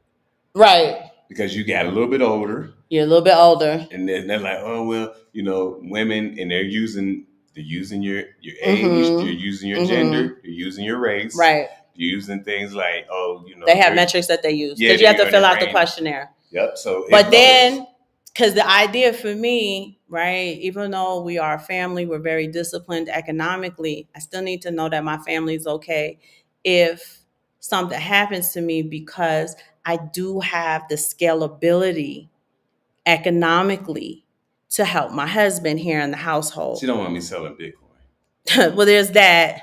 I want to make it hard for him to get a new wife too, right? Like, she ain't gonna live up to Aaron's standards. All right. You got to get somebody who don't even speak the same language or something. I got bad news. So when it went down to 350, you could imagine how upset I was. This year, they only is 150. So now Aaron and Simon got to scramble and do some alternate things, but we decided that we're going to do alternate things on our own. But we've always decided that. Right? On our own. Yeah, because but we went hard this year, because I said that's barely a year's salary, barely. And that is unacceptable because of the money you're paying all these. Now, granted, I pay like $13 a pay period. It's like nothing because it's term life insurance. Yeah, that's why. So it's not a big deal. But we said, let's pay a premium like we did back in the day for the whole life, but let's pay it to ourselves in Bitcoin. So we have an account. We have our own. This is the Bitcoin. This goes to life insurance, right? For Aaron, because Aaron should have at least $500,000 or more payout if something happens to her, based on her ability to scale up economically with her skill, her expertise, et cetera, et cetera. And then Simon came up with that. So I have to always have something for some tangible assets that we can touch without government intervention. Right. Now, corporate intervention, right. All that stuff, probate, right. Estate, all that. No, if there's a duffel bag of silver and you can go get whatever you can get from it, don't nobody have to know. You don't have to argue. You don't have to verify your name and show your ID and say that I was related to her. Do all this stuff. Man, that's just yours. Your father left it to you. Your mother left it to you. Do what you need to do with it. And, everything else is it's in the courts. And if the paperwork don't... You only pay $30 a month for whole life insurance, T. Willine? Like, for real? How much you get? I mean, I ain't trying to check He said they don't invest in anything. What did you mean by they don't invest in anything, T. Willine? Because I don't remember what I said that made you say that. He said the point was moot. He pays more than he was supposed to on purpose. His policy is paid in full in 10 years, which is typical. But he wasn't down with paying $30 a month until 65. Tell me a little bit more about your policy, because we talking... No. He said he paid it in full early. But still, he was saying it was going to be $30 a month? Until 65. For whole life insurance. But damn, I don't know how old he is, but that's and how long you've been paying. That's true. He said he's 6 years in. That's a long time. So I get it. But tell me a little bit about don't invest in what. But what we're saying is, what we've been doing, what we've been trying to build, it works for us. It may work for you guys, is the things that we rely on, that people typically rely on external companies to do for them, we've been doing for ourselves. So Simon set up a Bitcoin wallet that we pay into every pay period, just like I would if they just took the shit out for the life insurance. Granted, when hubby case got sick, I didn't even have to touch that wallet, right? Because the wallet's for life. The wallet is, you peel this off if something happens. Yeah. I don't pay a lot for term life insurance. Simon did this great formula similar to the one you saw just now, and build out the scope for what he takes off. As soon as Aaron's paycheck come in midnight, 2:00 in the morning, he'll wake me up. He'll be like, babe, you got paid. I got to do my thing. That's all he says. And then like that way, when I wake up and I'm like, where's all of this stuff check came out the checking account. I don't have to do that. Right? Because I know that when I wake up and I look at the checking account, I got paid first. We don't pay a bill until all of the wallets and whatever else he's working on, the Cash App, the this, the that, the third. Yeah. Aaron, and because everything's in my name, Aaron gets paid first. Yeah, everything's in her name. He said, "This is your check. This is your money. This is your wealth. You get paid first, and you take care of the children if something happens to That's me." another. It could be another show. Yeah, that's old school Dave Ramsey thinking. Pay yourself first. He has a pie chart that you can download. Still, I have the pie chart that we use for the kids' schooling. I still have that pie chart. And you can download it, and he says 5 to 15% pay yourself, which we do way more than that. Anybody else? Way more than that. Anybody else? I mean, the cable, internet. So by the time I wake up, then it's like, okay, babe, I got to pay the rent if it's the first. Yeah, we don't have debt, so there's no credit card payments, there's no school loan payments or anything like that. It's it's everything. We need groceries. Y'all can imagine our grocery bill looked like a mortgage out with these 4 boys. But nobody's the puppies now. But nobody's sitting on this because she named some of the worst debt to have, which is school loan debt. And credit card debt. Yeah, but remember, you can't get rid of school loan debt. Gotcha. It'll sit on you. But credit card debt is hard on people because they need the credit card. They need that cyclical and it beats out of your credit. You ability to tap into money. School loan debt they can put liens on your property, and your assets and stuff like that, your bank accounts. So you want to really be careful with school loan debt. And that's why there's been a big shift in people talking about going to college, and they're saying, nah, just skip college, get out here. Because you're not getting the value. Another scam that we've normalized. Yeah. So you got to be careful with all that. Right? And you don't have to. Now, we've been doing this for years, so you don't have to do it to the variety that we do it. But when Hubby Case got sick, the Bitcoin that I did peel off and the precious metals that I peeled off was like emergency cash fund. I didn't have to tap into any of the critical wallets. This was for our life insurance. Yeah, yes. And I smiled because I was sick, but I smiled because when she did sell, the price was right. Yeah. It just worked out. But I still did it wrong because I didn't get a chance to really consult with him because we had to do the services like urgently, right? So I got to go pay this thing in order to get the service, and service is time sensitive when you're in the ICU. To not take older Bitcoin, take newer Bitcoin. And that's where I went wrong. I was just thinking, this has been more productive. This has been the most productive it could be. Let me peel this off. Let me tell you. So I did that backwards. Yeah, it doesn't matter in that regard. I understood, like I would have preferred her to do it this way, but it didn't matter. I mean, it was okay. But let me tell you what they did do, though. They said,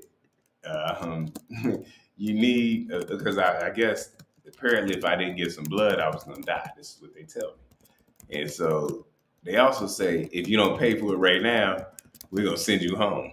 I said, so if I don't pay for it, I'm just going to die? They're basically saying, yeah. And they say, yeah. I'm like, God damn. Well, so that's one of the things you got to be ready for out here. Yeah. They was nice people. Ever. But they was going to send my ass home to die if I didn't pay. So there was keep that in mind. But we do have basically hubby Cake's point was, I'm down, I'm out, you can't consult with me. But I made sure that I provided the accounts for you to choose from when you need money for the reason that you need it. Yeah. He also has for me a professional development advancement wallet. So if I did decide I want to get my master's, or I want to get this, or I want to get that, he's like, I got money in there for you to do that. You can peel that off of that. Right now, I don't have a need for it. So it's just money in a coffer. But Simon's saying that you get these companies who make money off of taking care of your money for you. I can't imagine how much money I would have to pay him if he was a financial advisor because of the actual interest he has in my financial economic success, right? Ladies, get you a man like Simon. So you have extra money to do the shit you want to do, and you don't be feeling like, oh my God, I'm going to have to work till I'm 90. Well, get somebody who knows something about economics. So there's that. So he's got the children's inheritance. I laughed because I was asking Simon, I said, there was a formula thing where the guy was talking about if you own 0.21 Yeah, Bitcoin. so, man, if you keep pulling up the I don't know if it comes on there today. Gordon made it, and y'all are still investing, produce some more. But you got to understand, T. Will Line, he had the vision. And this is the problem we're having in the community. I have to go along with that vision, right? Like I said, on paydays, that's my paycheck, right? So if I wanted to be a bitch about it, I'd be like, no, that's my money. You don't do nothing with it, and yada yada yada. He wakes me up. He says, baby, you got paid. I'm about to do my thing. And he ensures that all of that money is put away. All of that money is put away. All of this money is put away, right? That's the discipline part. And that's the part on being in one accord, so that my success is solidified. It materializes. And that's the part that some people have pushback on. They want to spend their money on this. And I'm a woman, right? There was a point in our marriage when I used to tell him I like this, I like that. And he had to really sit me down and say, sweetheart, I understand where you're coming from, but I just want you to see it from a different perspective so that you can understand how important it is to secure your future. This bag, this whatever it was I was into, right? I used to love purses, Michael Kors purses, Coach purses. He used to buy me little Coach purses and stuff. He used to buy me you wasn't into the Michael Kors because I had kind of turned the corner when Michael Kors became a big thing. But he was explaining, like, if you understood how assets and depreciating items work, you won't be so eager to spend your money on this thing. He said, Aaron, let's be honest. You're going to use this bag next year. Something new is going to come out. You're going to love this new bag. So that's why I tell y'all, I sit at my husband's feet and I learn from him, because it is a perspective that I feel that other women don't necessarily have access to. And if a man that they trusted, that they respected, you have to understand the profound respect I have for my husband. Okay. So if he say white, black, green is the color, then damn it, green the color, right? It's whatever you say, because one, you have the track record, you have the resume, and I know that at the end of the day that my best interest is what's on your heart as you're telling me these things. Yeah. So you have all of these different factors. And like I said, he goes into, now that's our money. Doesn't matter. That is my paycheck. That money belongs to the household, right? Yeah, because if I make any profits or anything, I say it's our money. I don't want anything.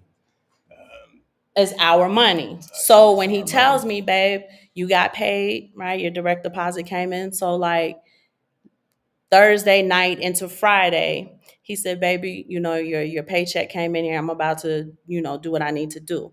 And I just say, okay, sweetheart. And I roll over, I go back to sleep.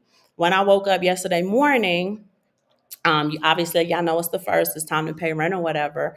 Like I said, all of the coffers, all of the different accounts he created for us as a family, that he creates for me personally, have been funded. Just like Fidelity would fund your account for your 401k. Yeah. Just like the life insurance that T. Will Line has, they would, I don't know how you do it, T. Will Line, but let's just say, because you own your business, it's not a paycheck situation, but let's just say you were in a paycheck situation, how they would take the money and fund your account for you and so on and so forth. Yeah. He does that for us so that we're not relying on a corporation.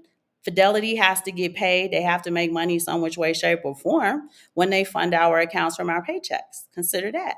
Every time we make a payment and Fidelity does something on my behalf or my 401k, they have to get a piece of the money that however many thousand, I think our organization has tens of thousands of employees. Let's just say 90% of them are enrolled in the match program. They take off a little bit of piece of the money that you do in the match. You know that the average person is going to do a 1% to 3% fund. Yep. Y'all know Simon family, you giving me free money, we going to max the shit out of this. It can't be more than $21,000 a year. So I get it right to that 20, right? We're going to do it aggressively because what obviously, does that 20 do? But the more I put in, the bigger that 3% is that Cinch is going to match. But remember, what does it do financially? Like when you don't do on your taxes. Oh, it's tax sheltered, so it brings my earning down so that I don't have to pay as much on taxes. Right. So like we always say, if you made $100,000 a year, then you only have to file at what, 79.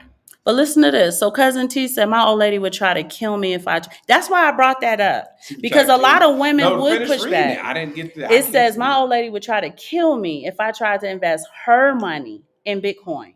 Like now when it dumps, oh my God, it would be war. So I'm so glad y'all moved out the States, because that's called financial abuse. It would be. I know it sounds crazy, but that's considered abuse. No, because I gave him permission to do that. It would be. It would consensual. Like if you took her money and it dumps, it would be a fight if she didn't believe in it. And she didn't understand the ads. And again, that's gonna be right, T. Will Line, understand that y'all be looking at me like I'm this magical unicorn. I had to learn. I was there. You think I wasn't there when it went from 20 to 3? I had to learn. I have to explain that. And he's got to explain it to me. And I'm running all over Mexico City trying to get extra income in order to put into this thing that he's explaining to me. Yeah. So I have to sit at his feet. And this is the thing. And I felt, and I started losing confidence. Like, damn, did I bring her into something? And when he panicked, y'all know I'm completely freaked out. I was getting nervous. And I didn't let her see this, but I was getting nervous. Yeah. And I'm saying, like, no, I've been there. So I've been in 20 to the 3, and we've been there after that. But the 20 to 3 was scary. So understand, when I sit at his feet, I'm learning, meaning like I do a lot of talking on the show, but when we're actually in a mentoring session, Erin is quiet as a mouse. She got her notebook out. I have a book called a ThinkPad. I've mentioned it to you guys on multiple occasions. I take my ThinkPad everywhere I go, and I write my husband's teachings down like a gospel, right? And I'm not equating him to God or anything, because I know some of these sound bites going to get taken out of context, but understand that I am in a better position because of my counterpart, because of my husband, because of my ability to listen and learn and understand what he's doing. I'm in a better financial position. Like I said, he's got a coffer just put away. He said, Erin, if you ever decide that you need some type of credentialing, some type of certification, if you want to go back to school and get a master's degree, if you want to anything professional advancement that we know is going to cost a little bit, this is the wallet you're going to take it from. This is the wallet that I'm funding for you when you get paid, and I wake you up 2:00 in the morning. And no, it's not 2:00 in the morning. It's 10:00 for us. Now it is. Right. It's 10:00 for us. So it'd be 10, 11 o'clock, but y'all know I go to bed early because he be having me up early as hell. And I understand what you're saying about the abuse, T. Will Line, but I missed the abuse part. If she looked at it differently, obviously, like I said, she would behave differently. And there is a discipline that goes to it. Even though we're high income earners, Erin does not have the ability to buy whatever she wants, go wherever she wants, do whatever she wants. We are a very budget conscious household. And even then, Simon wishes I was tighter on the budget he would prefer. And for a woman, I'm really good. I'm not high maintenance. I do like nice things, but I'm not high maintenance. And like I said, if I go to my husband, I'll say, babe, I saw this on Amazon. I really, really want it. He'll look into it. He'll look at it. Most of the time, he's like, yeah, this is fine or whatever. A lot of women don't like that. You asking him for permission to use your own paycheck? Yes, heifer, I am. I'm going to my husband as my partner and saying, I would like to do a larger purchase that comes out of our money, out of our joint account. Your name is on there too. Listen, and what do you think? And sometimes the answer is no, y'all. It's no different than these dummies that we see in like the NBA who have somebody who's like they're financial and they're saying, hey, you're spending too much money. You can't afford this car. You can't afford this. You can't afford that. And then the people, if you're smart, you listen to them and be like, all right. And then most people are stupid and they just buy it anyways. Say hi. And then when it's Reggie, he got a game today, y'all. And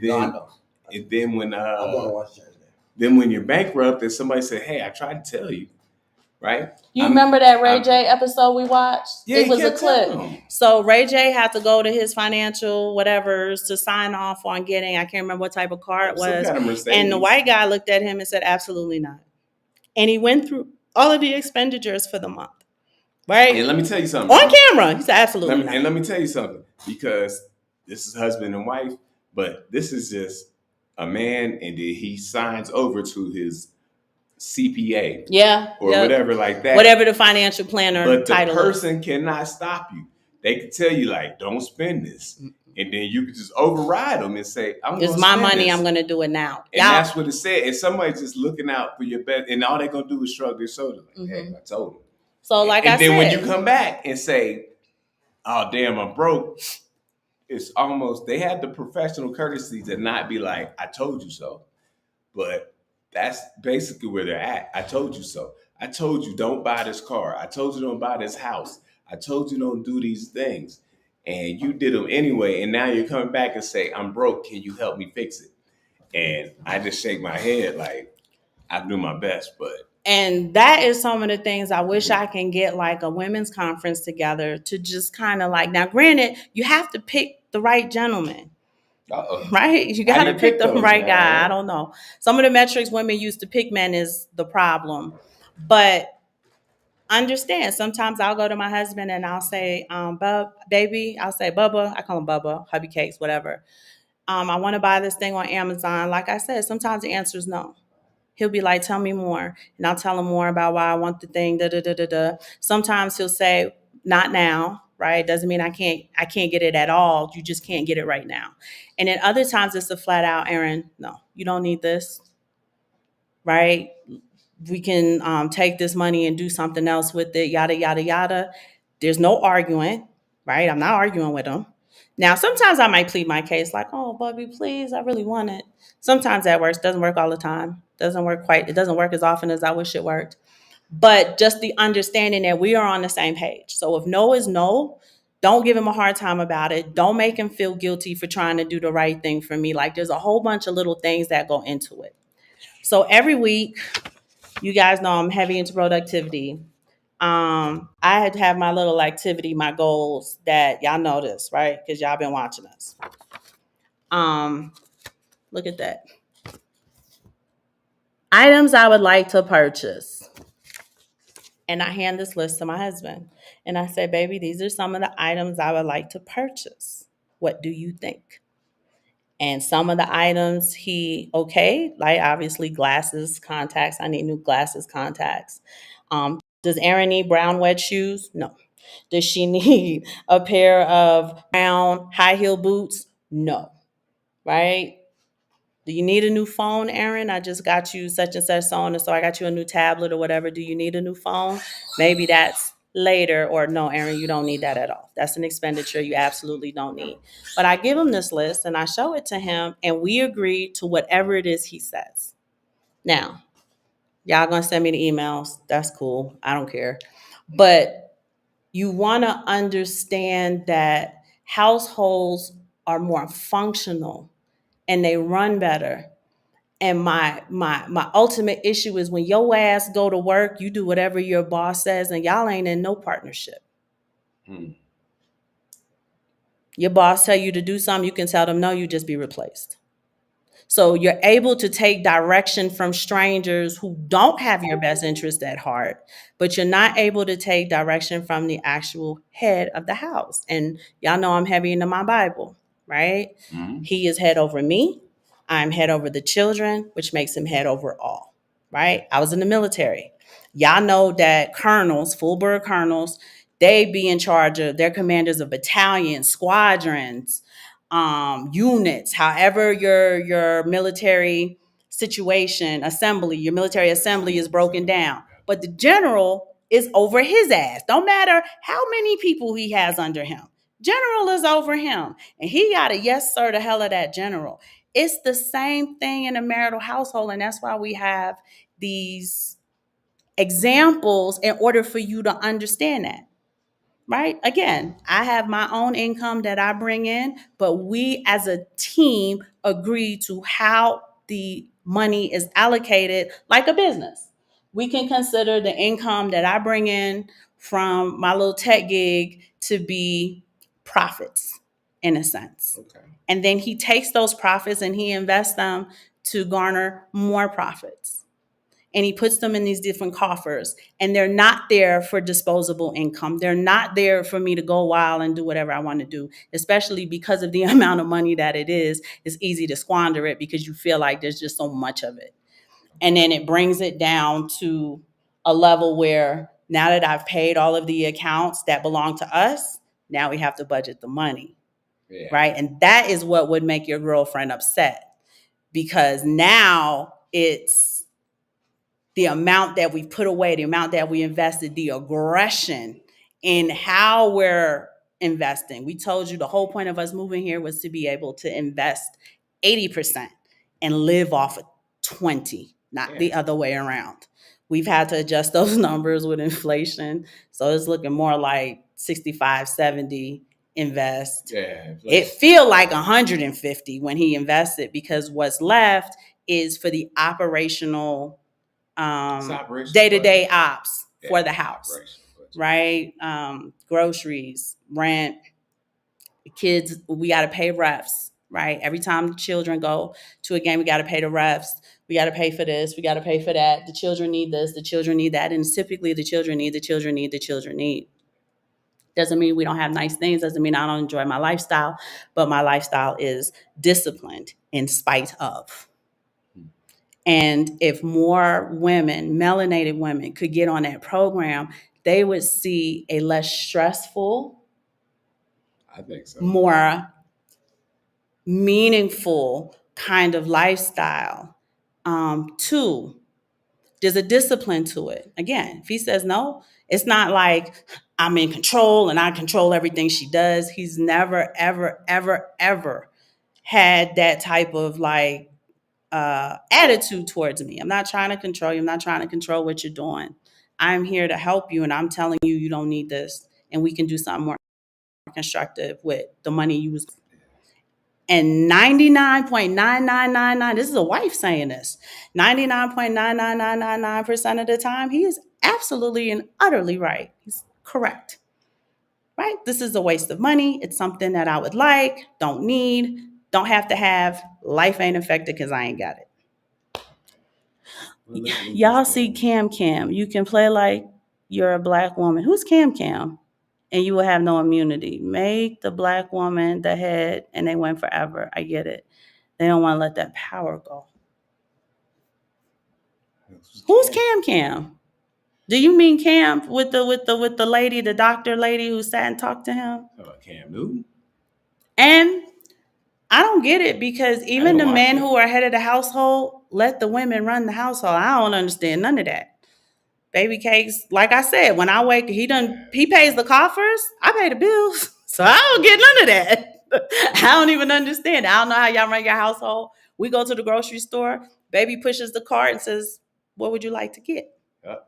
And then I'll take stuff out. Like, man, yes, he does. Yes, he does. He will take shit out of the cart in a heartbeat. Oh, Kamala, gotcha, babe, gotcha. Okay. I said, put this back, man. All that stuff. You can play black. I got you now. But again, it's also having the ability, I think personally, because the respect is not there, that's the problem. Right? Because when you respect somebody, these same women have mentors, male mentors at that they utterly respect. Everything they say is gospel. They're just not in a relationship. Maybe they are fooling around with them or whatever. Mm-hmm. And they'll do that. They'll do whatever they say because the respect is there. And y'all know I got the highest, utmost respect for hubby Cakes. I tell y'all all the time, that man changed my whole life. And I couldn't be the magical unicorn that y'all love if it wasn't for him. So gotta do right. I don't know. I gotta the kids are going now. We gotta shut it down. I guess. We love y'all. But establish your own accounts. You don't need Fidelity. It's great if you have it, right? Because your company is matching you for free. Yeah, use them. But pay yourself first. Create your own wallet for very important things in your life. If it's professional development, if it's medical, right? Because even though you pay your medical, even though you pay for medical every month, you still got to pay co-pays and all of the other co-payments and shit up front until you meet your deductible. Set up a wallet for that. Set up a wallet for, your own life insurance. There's no paperwork. When my father passed away, my mom had to fill out this intricate form for his death benefit. So this wasn't even life insurance because we got the life insurance within 48 hours. This was a death benefit that he had paid into, right? Nice sum of money.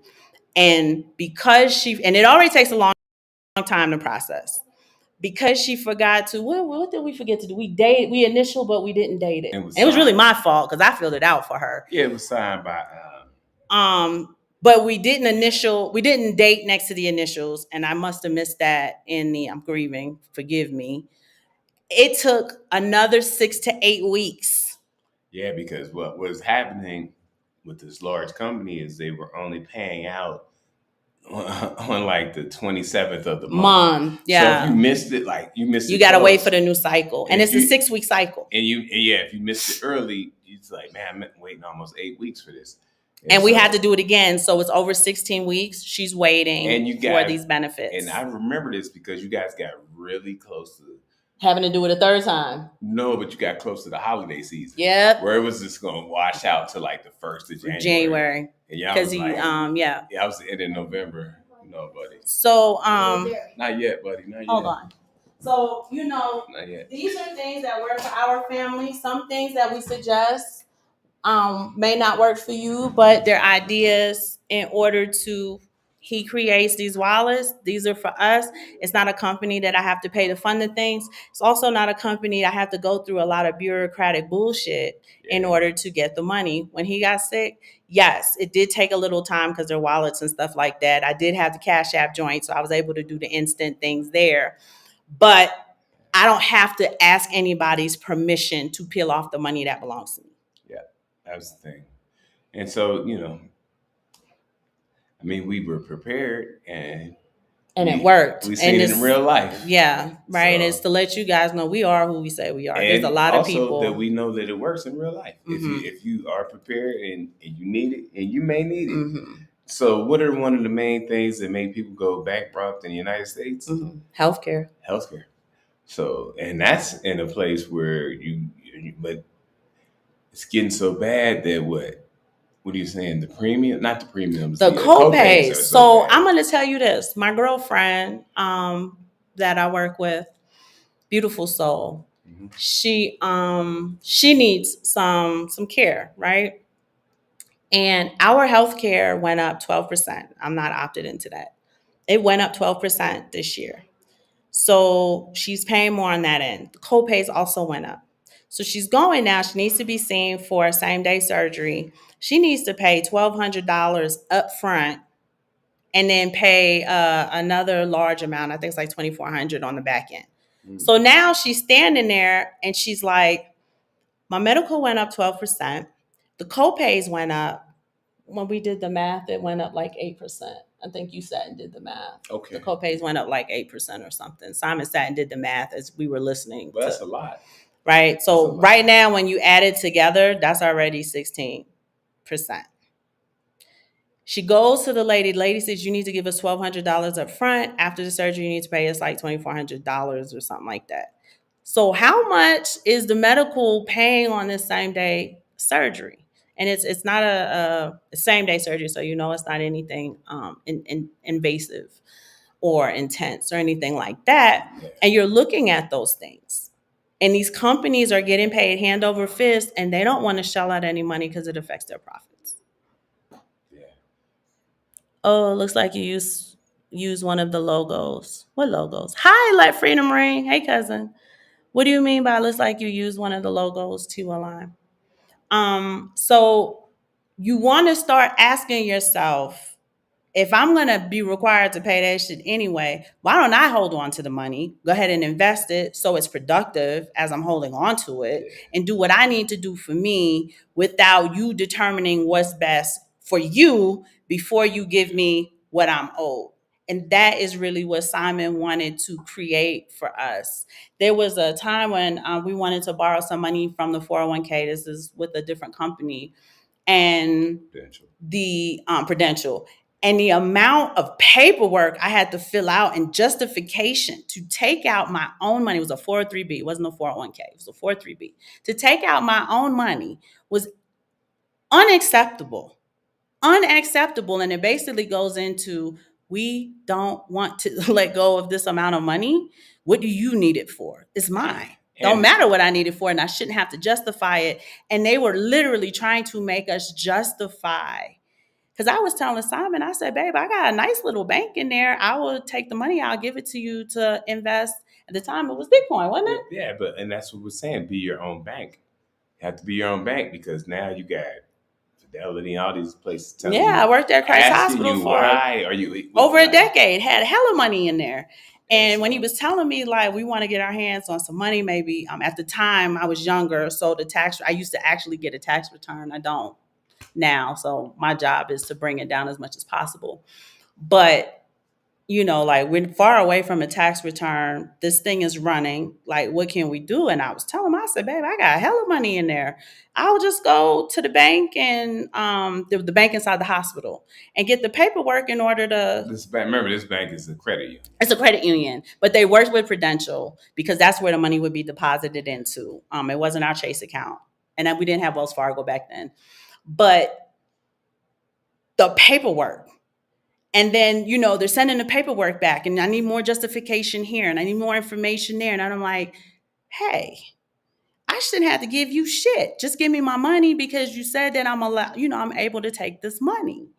And finally, we were able to get through, and Simon was able to take the money and put it in Bitcoin. Yeah, it was a great thing. But the time and the back and forth, timing is essential in investment, right? We could have missed that run. Yeah, so what she's saying is, be your own bank. That's what I always try to preach. Be your own bank, because some of the timing from these places, and what do you call the red tape? It will slow you up. Definitely will slow you up. It definitely slow you up.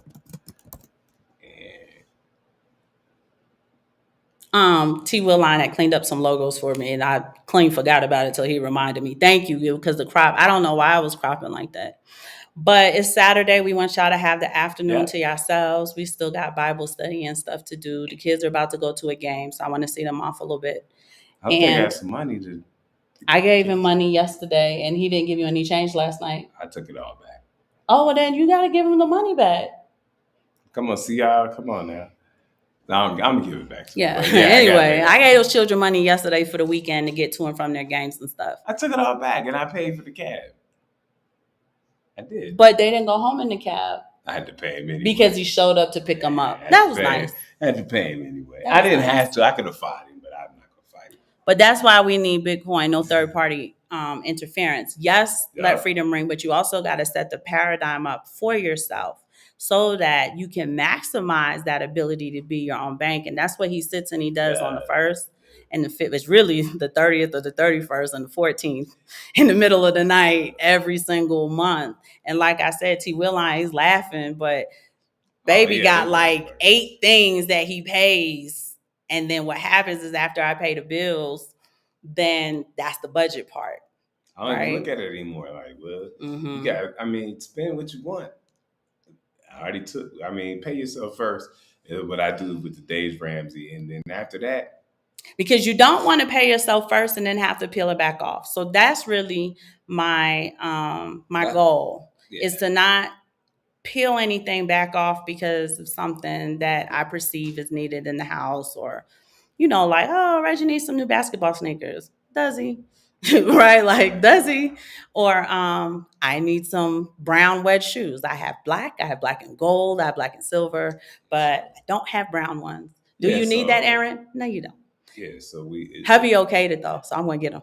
Yeah, so that's what we do. We work together. We work in tandem, but we got it. I guess we kept you guys here a long time.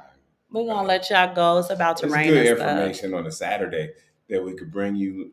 We're gonna try to see if we can bring you something this week. Mm-hmm. We won't. I can't guarantee the days, but we'll bring something. Mm-hmm. But make sure y'all get your ounces. I'm serious about that. If there's an impending something, definitely get your ounces during slow news cycles. Like you're trying to buy, and Bitcoin's been chopping sideways for 6 months. So you grab that, but you grab some